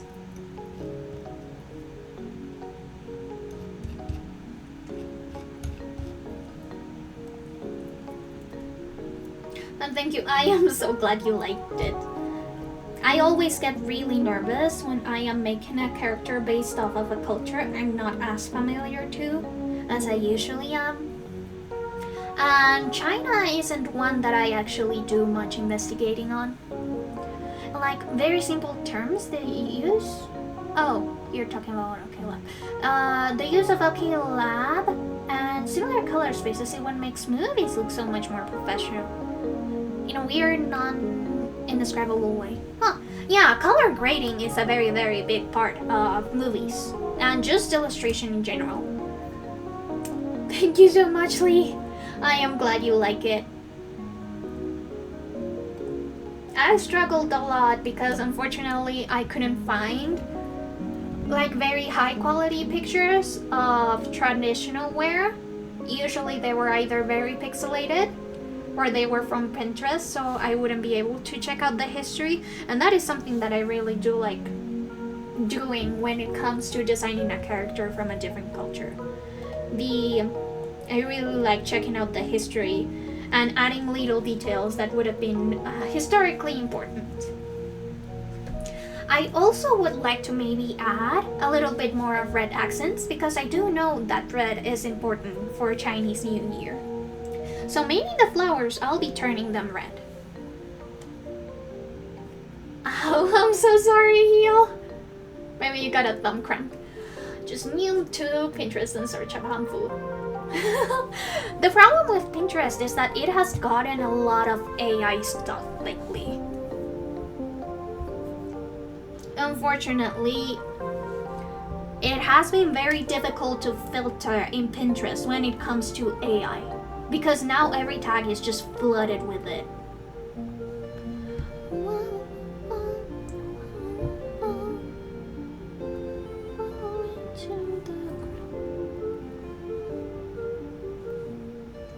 And that honestly pisses me off.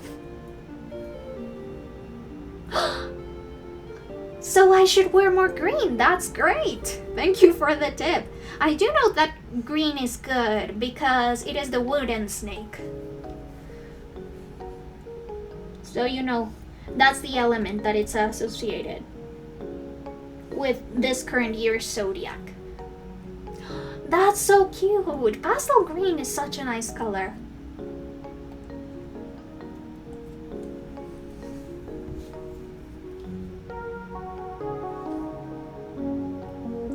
Honestly, green is such a nice color.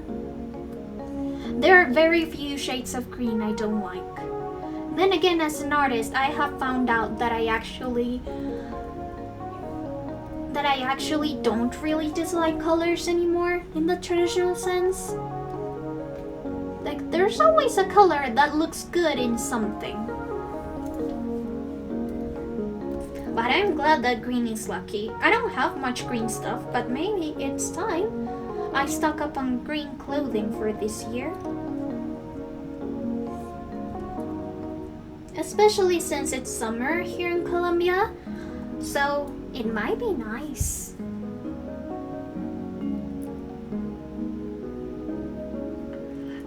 Yeah, you are very green, at least from what I have seen in your streams. You are a very green person.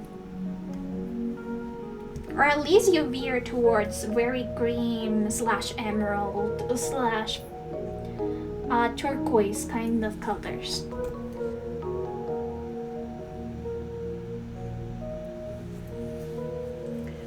I'm green. Koji is very green. Yeah, Koji is super green.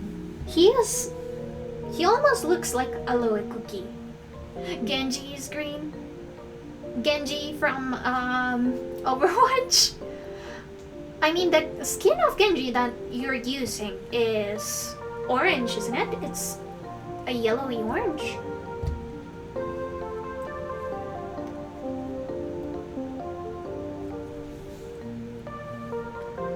Oh yeah, that's a problem with museum pages, unfortunately. But I mean, if you try and power through or just brute force it with Google, you may be able to actually navigate sort of well. Oh, it's called Koji, my little seaweed. No, that's so funny. Wait, Koji's hairstyle actually reminds me of one cookie from Cookie Run. Let me just send a link. Oh, Genji's abilities and everything are green. Even with the skin on? Huh. Yeah. Look, this is the one that I'm talking about. Aloe cookie.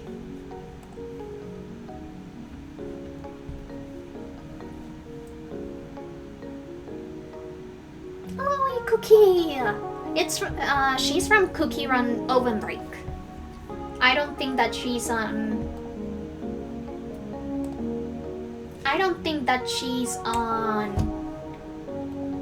Cookie Run Kingdom. At least not that I know of.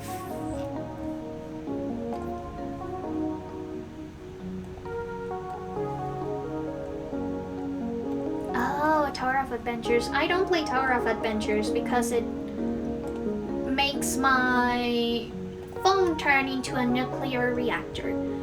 But yeah, Aloe Cookie is apparently... Oh! Yeah, it's apparently a Cookie Run Oven Break exclusive cookie. How does a cookie run? With determination. But yeah, Koji's hair reminds me of Aloe Cookie because they have the same, like, lighter green streaks combined with the dark green.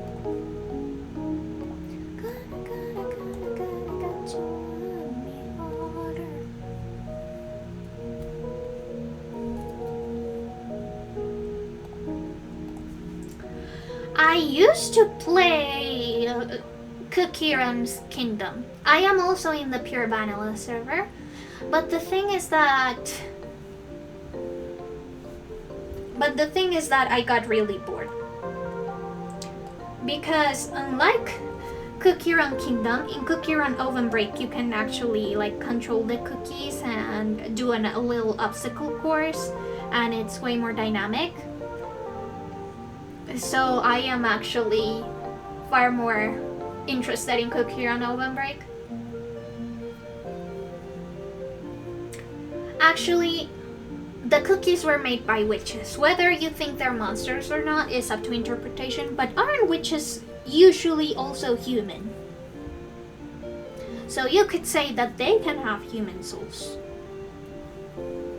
I don't know how Cookie Run lore works, aside from the fact that cookies were made by witches and wizards.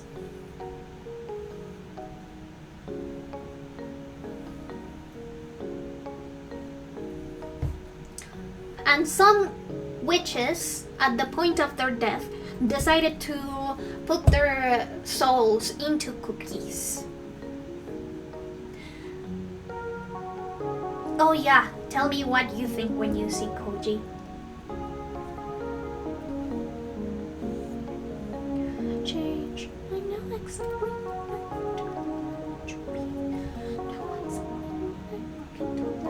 machine.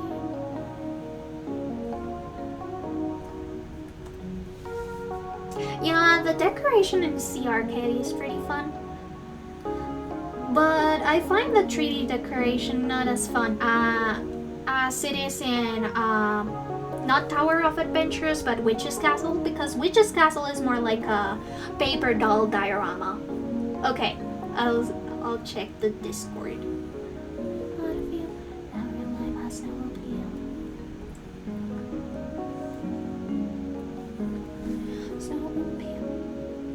Okay, I know that this hand is sort of good in terms of anatomy. Can dog like a machine. Wait, it's loading. It's loading. Oh my god, mints! Chewy mints. Ugh. I don't like mints. I'm sorry, Koji. I'm sorry, Koji, I don't like mints. But yeah, he does remind me of that too. He's a very minty character.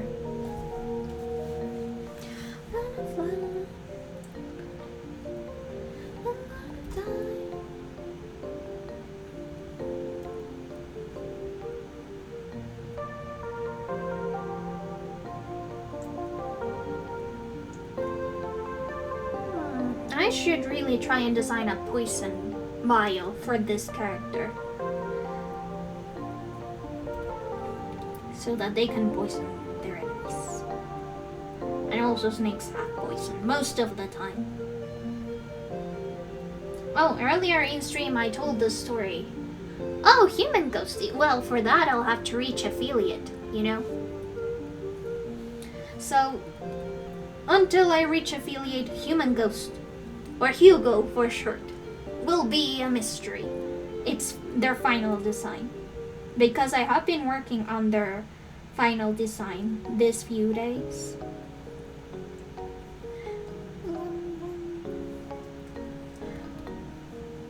I wish I were able to make the dainty, beautiful hands that I see in shoujo manga, but I often end up with sausage hands instead.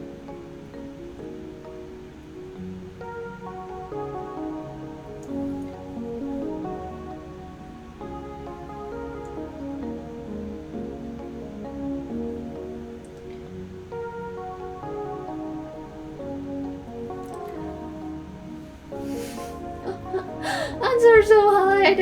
I had a legit meltdown with this hand, and you can notice because it has thicker liner than any other part of the drawing. That's how you know I was actually struggling with it. Also, I need to complete the hair. There we go.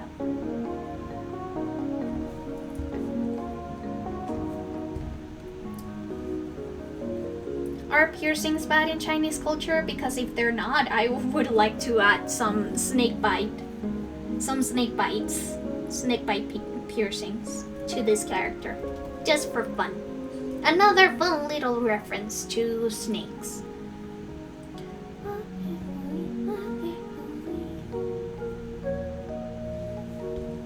But yeah, when I was thinking about giving them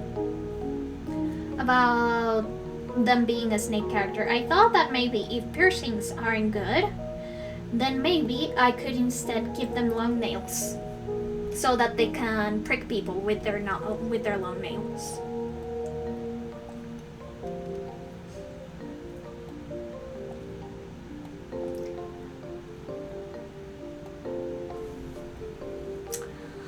That's okay. I hope you had a nice time while you were here, even if it was very short.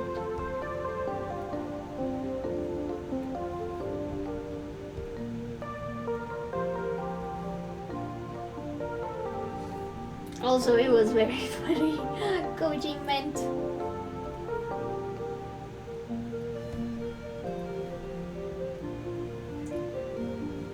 Oh, this is a pipe. The thicker lines kind of makes the hands look like demon hands. Ooh, demon hands. Well, they are dangerous hands.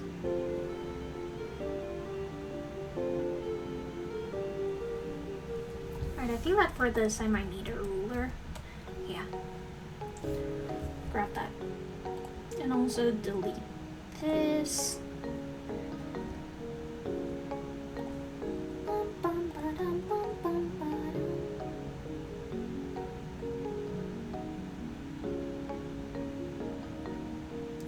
This is okay. Yes. And you know, I am not against the hands looking like demon hands, as long as they look like they are actually correct anatomically speaking. I'll focus on creating more dainty hands when hands aren't as much of an issue in general. Even though I do really wish I was able to make daintier, prettier, more delicate hands.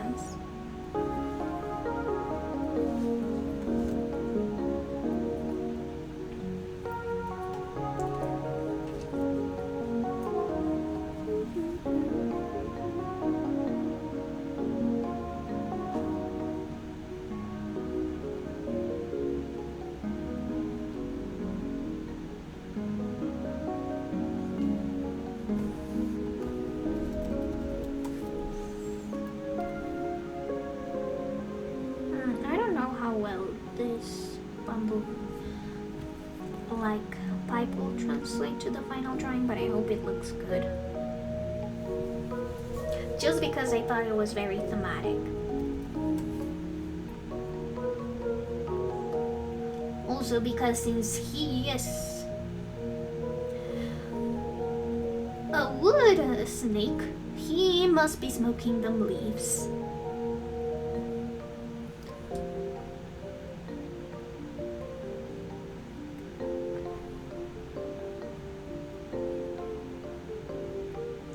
Oh, maybe what I could do is add an acupuncture kit.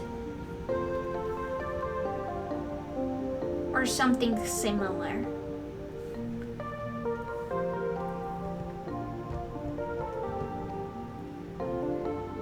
Since, you know, needles can be very snake related. And since I am thinking of this person of being a sort of doctor slash herbalist slash apothecary,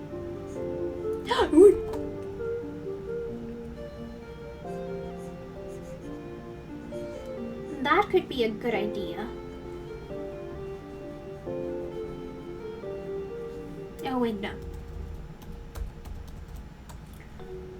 This one's the one that I gotta...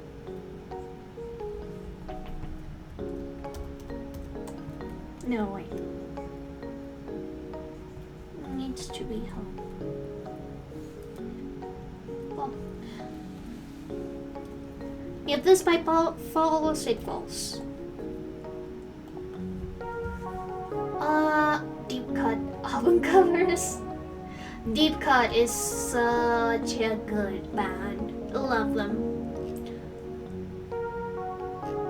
Okay, let's see. Traditional acupuncture kit. Or maybe I should look for vintage acupuncture kit.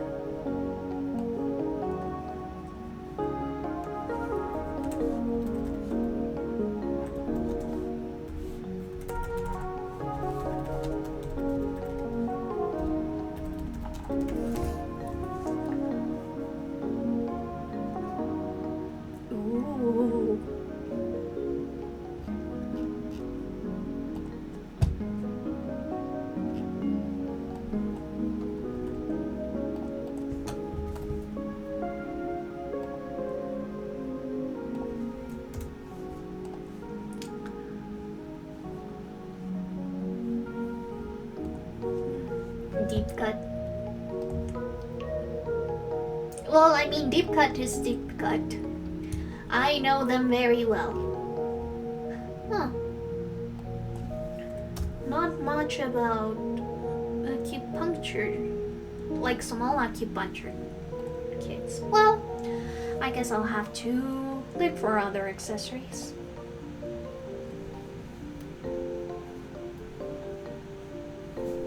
But I would like his accessory to be something more than the pipe.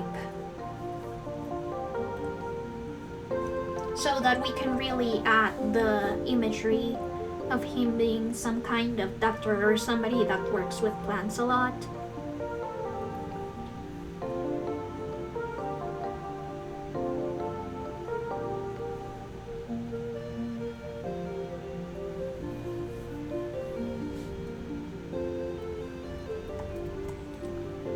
speaking of Splatoon, I do wonder in what direction they'll go next, because as far as I know, Splatoon 3 is the end of the main story. We won't be following that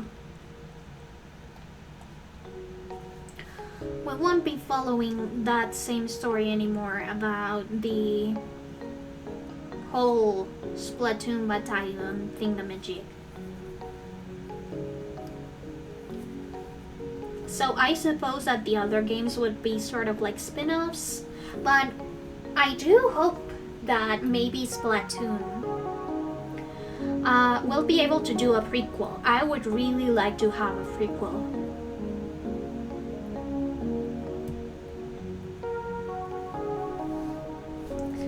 Especially since we don't know much about it. Ooh, maybe a prequel where we actually play from the Octo side.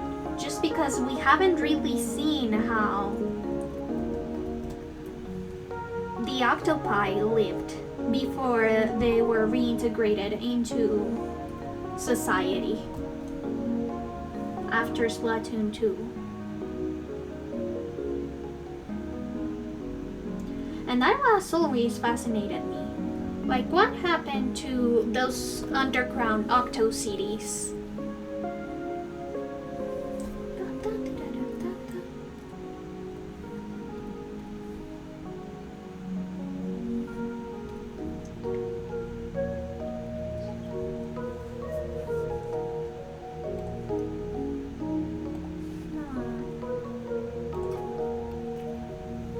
Let's see. Oh, by the way, I am working on a Valentine's Day or a Valentine's Day costume for my little guy. Yeah, I really like Millie. But I felt like if I were to listen to Millie right now, I would fall asleep. Because I hate line work and it's usually pretty tedious and boring.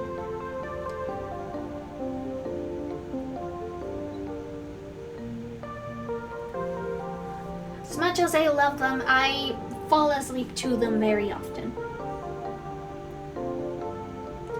I'm really hoping that Millie releases a new original album anytime soon. As much as I love their work with video game companies, I wish we had more original music than just their 3 mainline albums, especially because the storylines that they were creating with some of those albums, with some of the songs specifically, were left without any answers. And a part of Millie that I really liked was the stories that connected or that were sort of created with a song in different albums. And ever since Millennium Mother, we haven't gotten anything of the sort, since they have been mostly focusing on their game music endeavors. Sort of like Bowen. Bowen also works making music for video games, but I really wish he gave us one more solo album. Just one more. I need to listen to more than just his one album.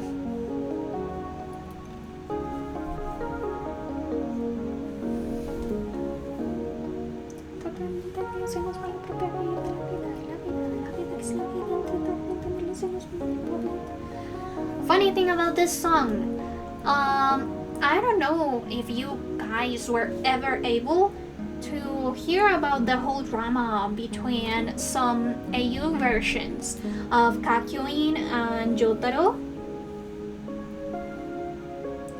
which made Kakyoin dark skinned and more feminine, and then Jotaro, I don't know, he looked like Jotaro, but still, people didn't like it. They didn't like the interpretation.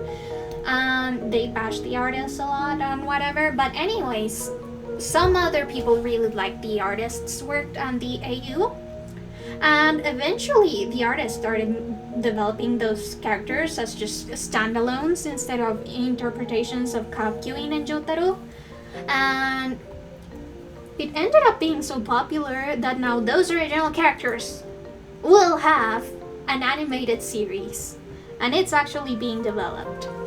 It's such a weird success story. And the song that I was listening to before, Dormir Soñando, is actually the song for the trailer of the animated series, and it looks so good. The series is set on Chile, so not much I can surmise about what it'll be about or the entire imagery, because I'm not Chilean.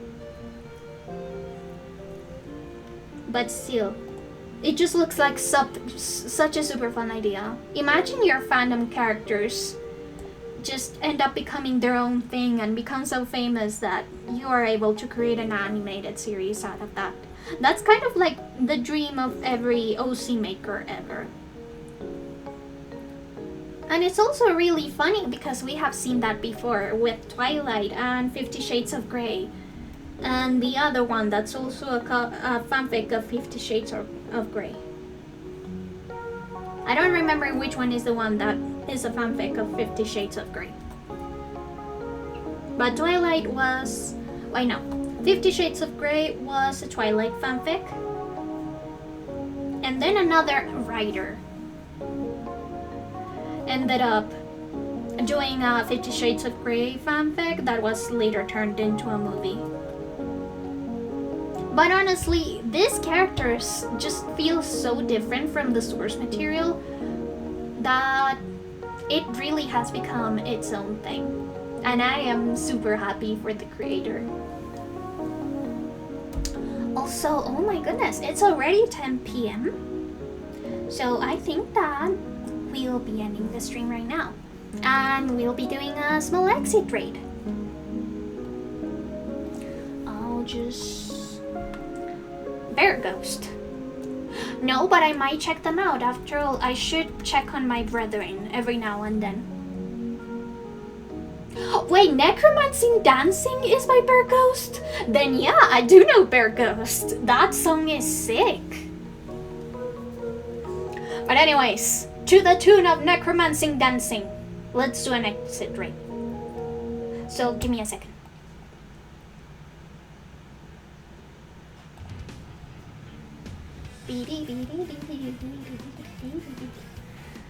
So, this is my raid message as always. Someday we'll have emotes so that we can get a ghost raid emote for followers. No, that wasn't a coincidence. I looked up Bear Ghost on Spotify and I saw that I actually had liked Necromancing Dancing from Bear Ghost. I'm totally going to check out the album that Necromancing Dancing comes from, or just their latest. But since we are doing the exit raid, let me see who is doing some art right now. Some interesting art. By the way, if you have suggestions for exit raids, please do let me know. I am always happy to do so. Oh, look at this! There's this artist, that's Kawaguchi. That is working on some super cool graphics. Let's check them out.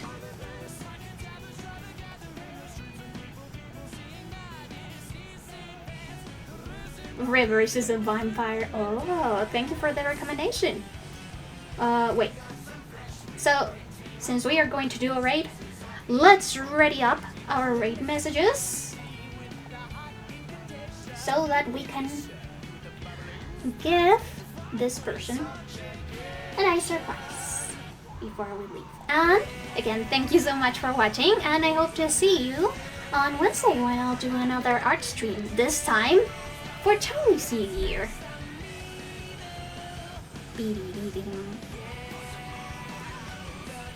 Thank you so much, and good night. Let's go raid them.